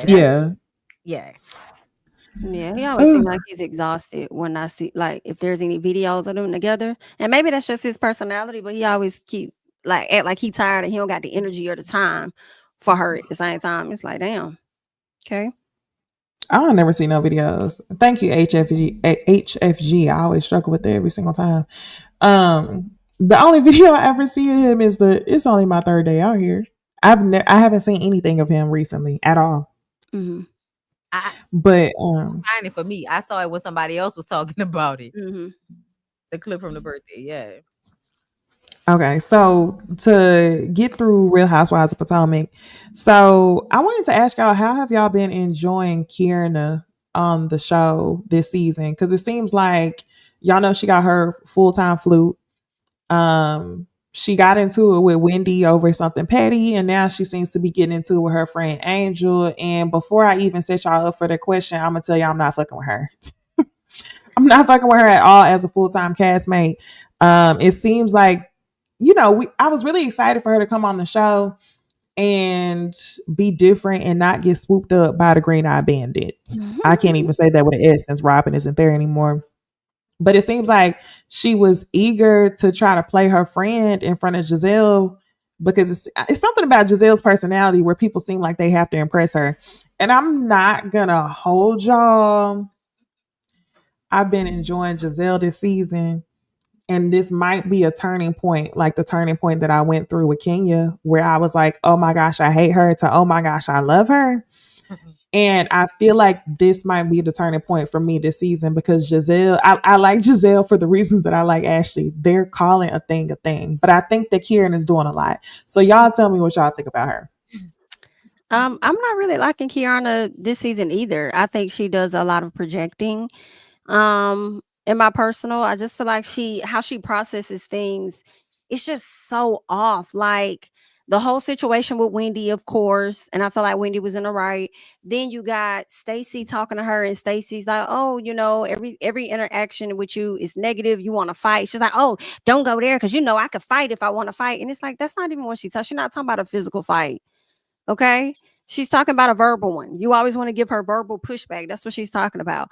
So I feel like Kiana does not know how to properly communicate for real. I think she really wants to have a closer relationship with Wendy. And instead of saying, like, hey, I would like for us to, develop a closer relationship, this, that, and the other, you try to highlight, like, oh, you asked me about my makeup. Like, I don't like that. Oh, you ain't tell me that you was coming to the NAACP thing. Da-da-da.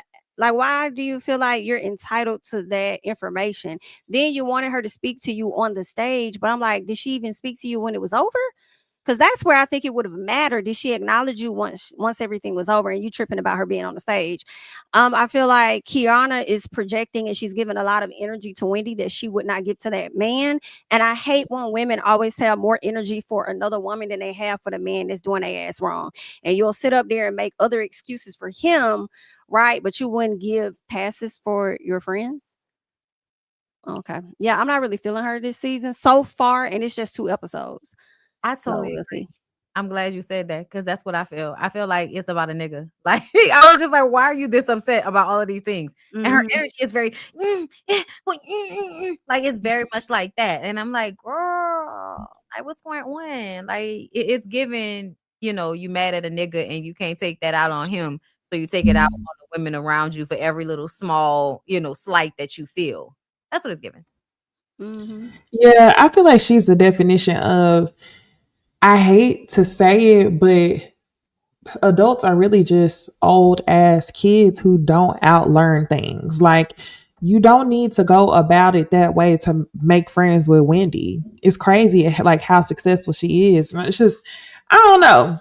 I guess, like Wale says in that song, let's enjoy the benefit of not really knowing each other. Because I really enjoyed it when I didn't really know her like that. And now that I feel like she on the show and we seeing her more, I'm just like, ooh, can we go back to when we didn't know you like that and the only op was Giselle and Robin? But okay, so 2 more things happen at the end of the episode, which is them talking about is Stacy actually divorced or not.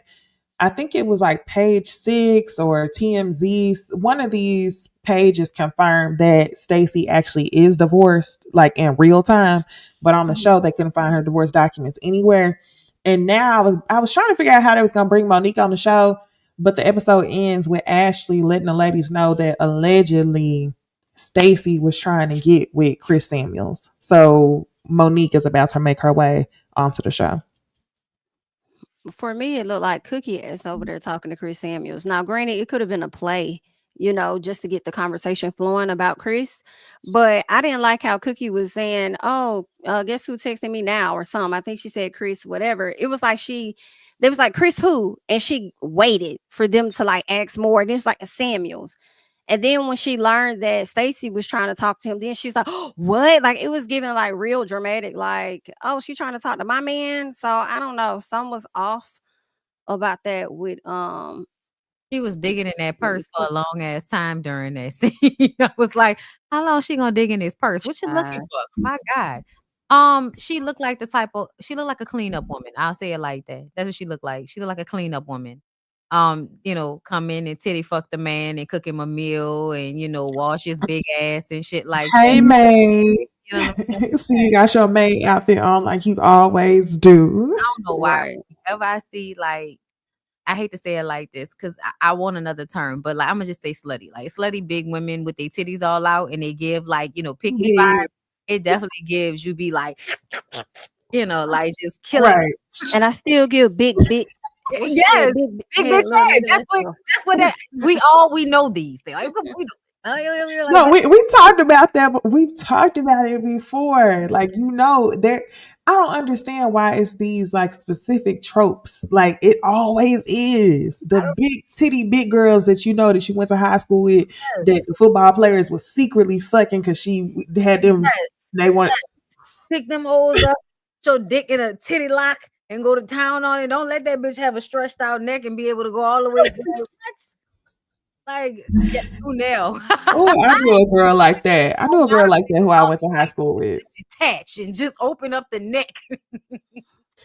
I think the reason why I have to say this because I always tell y'all I don't be wanting to tell none of my business, but I got to tell y'all about this girl I went to high school with. It was the weirdest shit. She couldn't wait to tell me that she had sex with my boyfriend when we were in high school. She stopped me one day when I was walking to class and she was like, "Hey," the girl, she was like giving what we explaining. Didn't like, yeah, no. Anyway, she couldn't wait to stop me. "Hey, can I have a conversation with you real quick?" And I immediately, yeah. Let me come to you woman to woman. And she came to me woman to woman when I was in high school. And I just thought it was funny because I'm like, bitch, like, what you want? And she ended up telling me, "Oh, I had sex with such and such." And I was like, I think it was weird because it seemed like she was gonna get more gratification from telling me than she would have even from fucking him, right? Yeah. So I was like, okay, like, do you want to go talk to him together? She didn't want to talk to him together. And I'm like, okay then. And that was that. And I think I can't remember when that was. We broke up shortly after that. But she is the stereotypical, like my beginning of stereotypical, not cute, big titty bitch that knew how to use what she had, you know, in her arsenal. But I hope she's doing well. I remember that so well. Did y'all see that TikTok video of the girl going through her boyfriend's phone and her best friend sitting in the front seat with her? Yeah. And she goes through the Snapchat, and when she said, she was like, "Why does it say your name here?" And the girl's like, "No, I don't know." And so the girlfriend is laughing. She clicks on it, and all you hear is moaning and her best friend getting dug out by her dude. And she's like, "Bitch, what the fuck? Like, like, what is this?" So she asked her, she kept saying her name, like, "Gabby, what the fuck? Gabby, what the fuck?" She said it again, cut the camera off. So there's been some harassment and stuff that's been happening, or whatever the case is. The girl tells the best friend tells the girlfriend to pretty much, like, I guess, try to cease and desist her.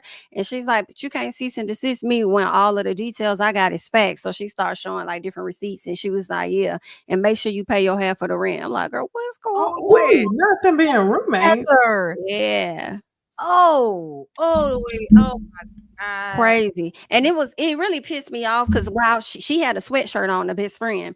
So while her friend is going through his phone, she got her hand inside of her like sweatshirt like this, looking like like, like, No. She went on some fucking fabric like a weirdo. And then she didn't touch her or nothing, because a lot of people was like, "Girl, the way that damn car would have been shaking, she didn't even, like, nothing happened." She let her friend go free, whatever the case was. But of course, her and the guy are now broken up because she tells a story about how he's cheated on her at least 20 times.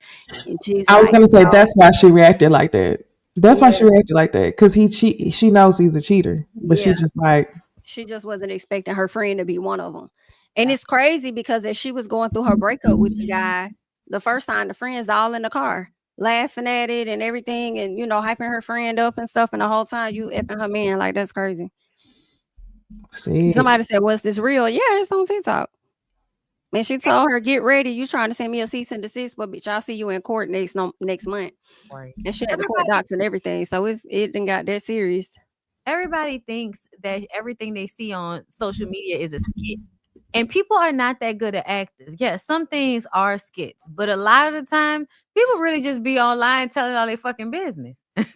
Like, dude, man, we can have a whole episode. That's what I'm gonna do. I gotta go back and save every single TikTok. It's a trending topic of story times now, because you know how YouTube used to have story times trending. Now it's done made its way to TikTok, and that's at its peak right now. I have seen so many story times. We can make, like, literally, we ain't even gotta talk about shows. We can make that a whole video. I gotta go save it for the next time it's my go around. But yeah, what a mess. Okay, so last thing, Real Housewives Potomac related. We gotta get into it. We gotta get into this lace front wig. Y'all ready? Wendy and husband Eddie booked on multiple fraud charges. Yeah. It says that they're facing 16 charges, including 7 felonies. Ooh, that's a lot. She's been accused of providing false or misleading information in a fraud case involving more than $300. And a lot of people are like thrown by that whole more than $300 thing. It's like that's just the legality of it. It's much more than $300. Yeah. Also faces 1 misdemeanor count for allegedly making a false statement to an officer. The thing I keep hearing people talk about specifically is them saying that, you know, they had a ring missing and so many other things. And what allegedly got them caught up was that she was wearing the ring that she said was stolen. So whatever they said was stolen, I've heard different variations of this. She was wearing the ring that she said was stolen. But then the other variation that I heard is that they took the jewelry back to the jeweler that they said was stolen to get a return on it, so they would get double the money basically from the insurance scam and also get the money back for the actual jewelry. And that's what got them caught up. I don't know which one is true, The but first either one. way, the first one where they just the Yeah. insurance and she was wearing Yeah, it. the ring wasn't taken back. Other items were taken back. Okay, so they did take some items back, just not the ring. Yeah. Not a Yeah, ring. it's not given 4 degrees. And the she was in a video, a picture of something with the ring, right? Mm-hmm. Yeah, I don't know what's wrong. It's given we went to school, but we're not smart. And it's because you know everybody isn't smart in the same way, right? Like you have to be criminally smart, and they're obviously not criminally smart because I just can't imagine why they thought that this would work unless somebody told them that they did it and it worked.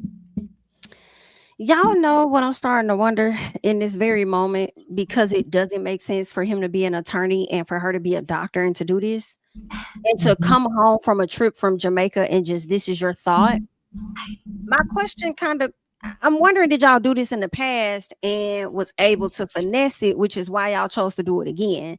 Because it just doesn't make sense. And then how are y'all going to explain to the police that somebody broke into your house without having any forced entry or none of that? Even when y'all tried to say, oh, they probably came in through this window, when the police went out through that window and they came back in, they tracked inside whatever was outside. And they don't believe that nobody was going to clean y'all house up. When people are robbing you, they ain't thinking about that. They're trying to get the stuff and dash. So yeah, like it's just yeah, it looks so crazy. Extremely. And they It's definitely look like I can't get it out of my head. Every time I look at them, all I could think of is I got 5 on it. Like the slow down. What Yeah. Us? Yeah. Yeah. yeah. Like that's what they look Yes, that's what Eddie they look looks scary as fuck. like. They look like different versions Heather. of Y'all themselves. look Yes. Heather. Yes. Yeah. They for don't even sure. look like the version we know. Like, did y'all pull them from the other universe? Because this wig, I'm telling you. My God. And even Eddie's eyes, like I listen, I know what it means to be looking high, but my God, today, Right. like nigga Puffy, can you see us? Like, In the past interview of Wendy talking about the robbery or the burglary or whatever, it's so cringe to see, knowing that the police are now coming to the front saying it was a scheme that y'all set up. That's so like, she up there talking about how devastated she was, how hard it was, and then also said that the police told her that they were targeted. I said, Wendy, they finna use all of this. They finna use I'm more all of so this in the mad. courtroom. Why? This is what I think gonna happen. I think that Eddie gonna end up taking the fall for it, and he gonna serve the time.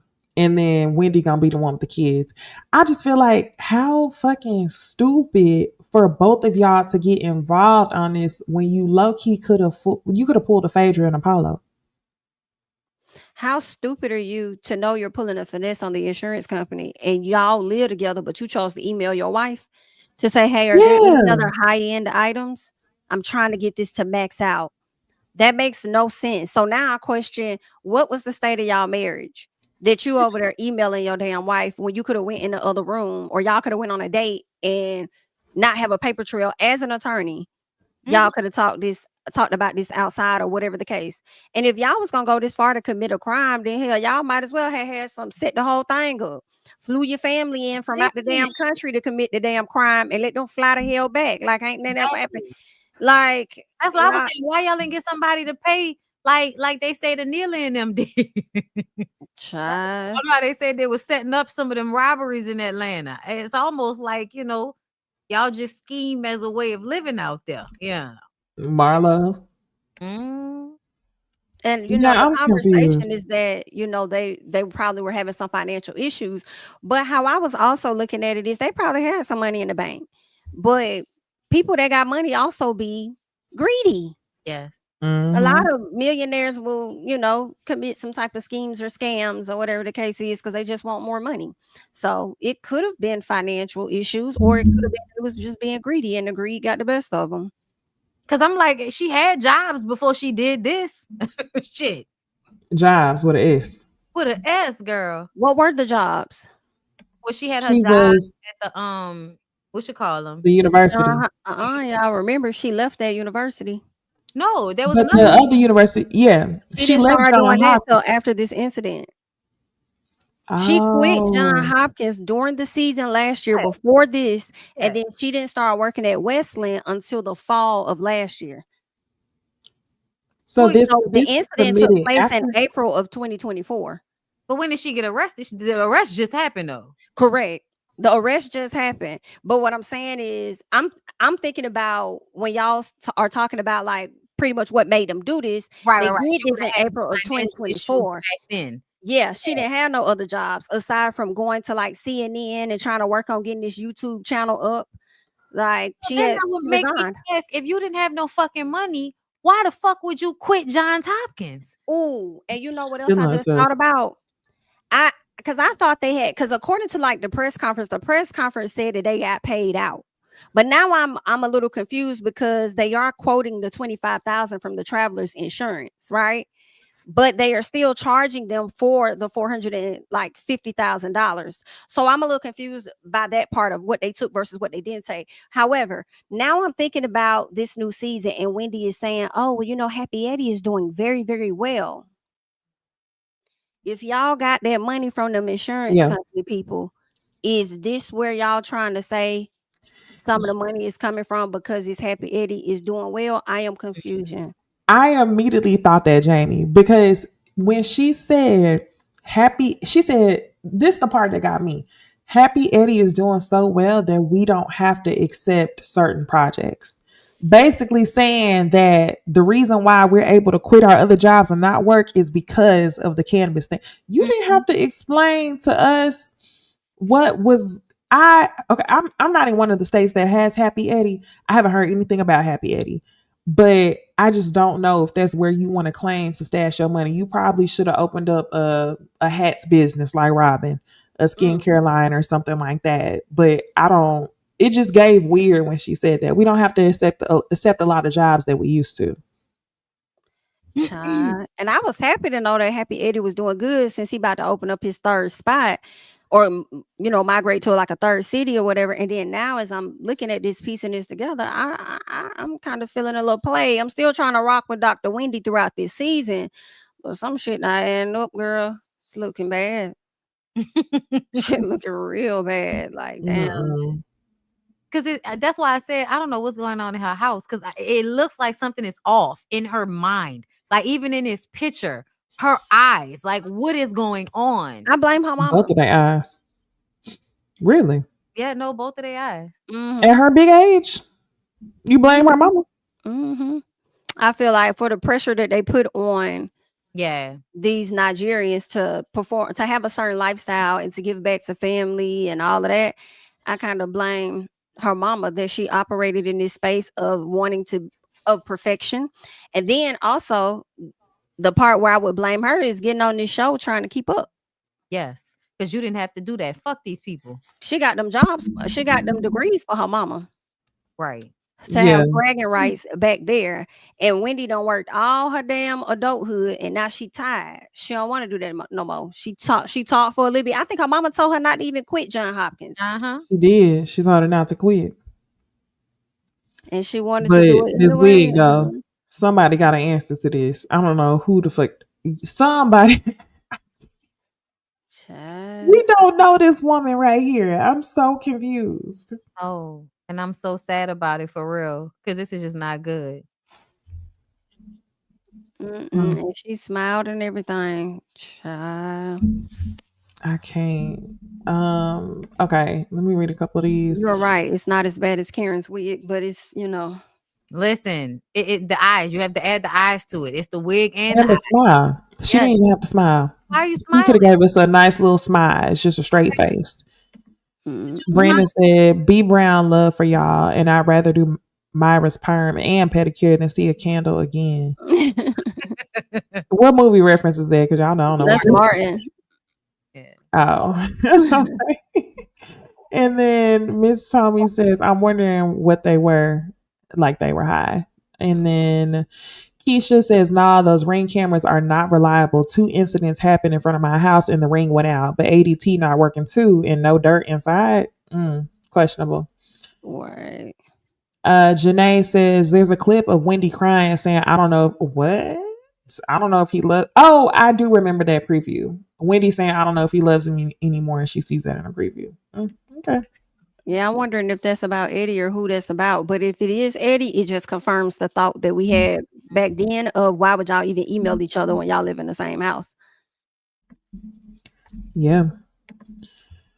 Okay, so let's move on. Let's get into our last 2 topics. This first one is going to be about Tammy Roman. I haven't watched the clip. I wanted to wait specifically until we got on so we could watch it together. So people are feeling some type of way because Tammy Roman says that her daughter, Jazz's new girlfriend, is not allowed to come to her daughter's graduation because she feels uncomfortable. So let's listen to the clip to see what she got to say. Graduating, right? Getting my degree, and she can't be in the she can't be there. She can't. Do you get what I'm saying? My girlfriend can't be there. Why? That's true. Exactly. There's moments that my people have. Hold on, Thank you. Tammy. Let's speak about it if we're going to speak about it. Let's Why speak she about can't it. be there? And I knew not to even tell. I told her, but she knew. She was like, "Okay, I can't be there. Congrats." With your other daughter, Oh, she's straight, right? Her boyfriend's in the past. She doesn't have any boyfriend. Guys Boyfriends in that the she's past. She's not dated. currently dating. I said now. in the currently past. dating. She Yeah, has she said boyfriends. boyfriends. That's why I say she's not currently dating. In the past. Okay, she's never been allowed to bring her boyfriends around. she would be. She would be. She would be. And why is Thank what's the you. difference? Because Thank you. I love it. Now we talking. What you did? You leaned in. Let's talk about it. I'm Let's talk about lean it. in. I'm leaning in. Like, that don't about seem it. fair. Because there's Thank something called confirmation bias. And when people think like you think or appear to be how you are, you're more drawn to those type of people. So my daughter is a heterosexual female. Confirmation bias allows me to accept whatever situation she's presenting versus not really understanding this moment. And so I got to take a step back and figure out how it works for me and how I can be comfortable in that moment, because there's something called mental health that we have to be concerned about. And I got to be concerned about mine.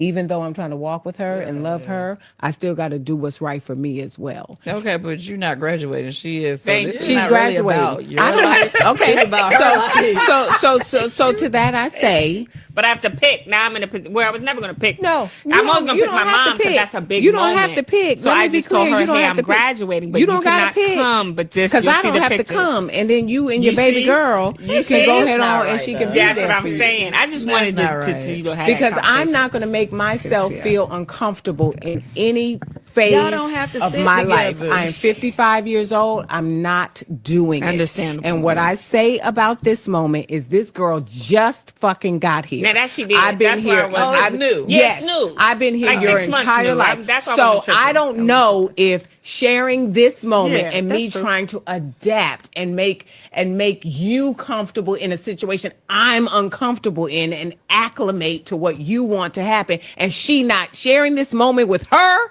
and she not gonna be here for Now, a that's month. true. I don't know. That's true. So I'm not going to do it to tell you myself. what. So she cannot come, and I stand 10 toes down. She on was that, never Candy. coming anyway. She didn't. I stand on that. I'm standing on business on that. I don't know if she even gonna be here. Just like the last But girl. it's guys- Hold, please. Just like the last girl that I tried to get to know. Okay, and stepped outside of everything that I believe in to be a part of their situation. She's no longer here. But she was it's at my guys- Thanksgiving dinner. She was around all the shit. I'm Guys like, I don't in know. the past that your other daughter have dated that are no longer here, but you were able to see, let them come around or whatever, and then they gone about their business and you move on. It's the same thing. I just seen the situation on Instagram. The difference is my when daughter. this girl was mad because No. her mom didn't come to her graduation because her boyfriend was there. Something No, crazy. the difference is my daughter doesn't. She treats me how a woman should treat her kids. Let me make sure this relationship is going to be lasting before I introduce you to my children. That's what every mother should do, right? Because I don't want a lot of people in and out of my kids' lives. Okay. That's what my daughter does with her mates. Let me make sure. Not you. I do that, but let me say the only reason I told her and I wanted them to meet was because we're not gonna say a name. The last person I dated was on TV. Okay. So I knew once we did pictures, it was, and I didn't want her to be the last person to know. Right. Every other person she hasn't really met. In all honesty, I don't because I do But I treat you prefer like it that way because I want to make sure that you feel the relationship is going to be lasting before you introduce them to me. Because I Damn. All right, y'all. They're gonna play the whole podcast. I think I've heard enough. I'm gonna say this. This is why I had a very random deep thought the other day when I was in the shower. And I felt like there's a fine line between all of this like psychology language that's being taught to kids and that's being used in general conversation today. Like I'm gonna circle back to it. But some kids are like, oh, I'm sad. Like I feel like when I was growing up, you were taught you're sad. These kids, you're depressed, you're skitch, you're bipolar. They ready to jump off a bridge when they get sad, right? And the language can be used in so many ways to take it overboard. Now let me circle it back around to Tammy. Tammy talking about confirmation bias, you know so much about the language, but that's still not enough for you to get over your ignorance. So I just feel like it's so annoying to hear people use this textbook ass language and not really have the open mind or really hold themselves accountable. You just sound smart. Like what you're doing is fucked up, point blank, period. I don't care how many different words you're using. And it's like she's saying that she has the patience for her straight daughter because she's straight. But for her gay daughter, it's like, I tried that once. I tried to let her in, but now I can't do it. And that's not confirmation bias. That's not even the right way to use the term. That's another thing. No. And I also think about how everybody knows Tammy. Everybody knows Tammy because she was the first person really on TV to go through her abortion on MTV. So you was already doing things that was not, you were doing things that were considered taboo. And you don't have the space for your daughter in 2025 to be dating a woman. I just don't like the way that she's handling this. And it's just funny because the same way that Jazz is going up for her mother is the same way that Candy go up for Mama Joyce. So it's just funny to see. It's funny to see this whole conversation being had round table. But what do y'all think about Tammy? I think Tammy full of shit. Personally, I think it's so unfair for her to treat her daughter like that. I mean, just say that you homophobic. I hate to say it, but like that's kind of what is giving, and for you to try and use the excuse of let me see that the relationship is going to last before I go on to meet them. Like, ma'am, you had a whole marriage that didn't last. So for you to try and put that off on your daughter, like that's just how life goes. You with a person for 5 years and then y'all may not be together another 5 years. Like, I just think it's so unfair. And I question what other ways or what other reasons do you treat Jazz differently than your older daughter? Did Jazz not follow the plan that you had for her outside of just relationships as well? Your other daughter, she is more like you. She dates men. She done went on, graduated from law school. So I'm like, what else is going on? I just feel like this whole situation was just full of shit. And I hate that Jazz is at a place where she like, well, still just like you said, how Candy is with her mama. Like, I'm still gonna ride with my mama at the end of the day. And I'm like, but at some point you gotta go on and live your own life too. And you're gonna have to put your damn foot down. Like, I just don't think it's cool. But Honestly, good luck. if we want to keep it a buck, she's abusive. Tammy's abusive. You're an abusive parent. And I can tell that, Jazz is scared of her. Jazz is severely scared of her mother. And I think that Tammy has so many fucking issues that she has never really been able to fully flush out, her eating disorder being one of them. And to me, it's a signifier of how much she deeply needs to control things around her in order to feel comfortable, in order to feel safe, which is why she so desperately needs to control Jazz, because Jazz is doing something that she didn't expect her to do. But the funny part is Tammy has had a relationship with a woman at some point. Y'all remember we interviewed her and she told us that she had a relationship with a woman before. And that's why I was just like, so you get to try it out and decide how you feel about it. But Jazz doesn't get that same respect. And it makes me sad for Right. Jazz, because I think that what you've done to Jazz, and Jazz doesn't realize it yet, and she might not even really get a chance to see it clearly until you're dead. But you have made her feel so bad about who she is that on some level she's in disgust of herself. And it's gonna take like that, you being in disgust of her being gay, not really wanting to, like, even because I heard the other daughter was bisexual too. That's another thing. I was just like, is she heterosexual? Because I thought I heard that Lyric was also dating a woman at some point. I could have gotten that wrong, but either way, I just feel like Tammy is so desperately trying to control everything, from her weight to her daughter. I think she has been helping her daughter financially. She's been helping her get jobs in the entertainment industry. And I think it's all a way to control her daughter. And I think that it's sad, because what it'll do is create a hole in Jazz. And Jazz will not be able to stand on her own 2 feet. It's going to be very hard for Jazz to have long-term relationships. The reason why you don't want to meet this girl talking about, oh, she may not work out. She's not going to work out, because Jazz is going to continue to put you above herself and above her relationship, even as a 30-year-old woman. So the relationship will end, and it'll be because of you, because of the way you make her feel about herself. And I just think it's dark and it's sad. And the way I saw her, it reminds me of the way mothers can have, like, covert incestuous relationships with their sons.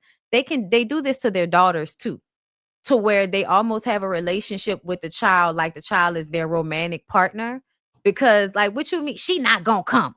She not gonna come. Like, there's a, you know what I mean? Like, I don't know what that's about. And she did try to accept the other girl, but I'm like, I don't understand why all of a sudden that stops. It's like, you had to know that the first relationship is not going to work out. You had to know that from jump, that her first real relationship that she brings to you is not going to work out. Okay. Right. So almost like a setup. Like, you pretended to accept the first relationship, knowing that eventually it will end, so that when you get to this point, you can use that against her and act like it's not you. Like, this is why. Exactly. Instead of, I'm just really uncomfortable with the fact that you're gay because I'm homophobic. Even though I've had a relationship with a woman myself, I still feel dirty about it. And so I feel disgusted by myself, and I feel disgusted by you. And so I want you to feel disgusted by you the way I do. And that's terrible. That's terrible. I agree. This super chat from Demond says, my mom is similar to Tammy when it comes to my relationships, though. She is fine going to gay spaces with me. Oh, okay.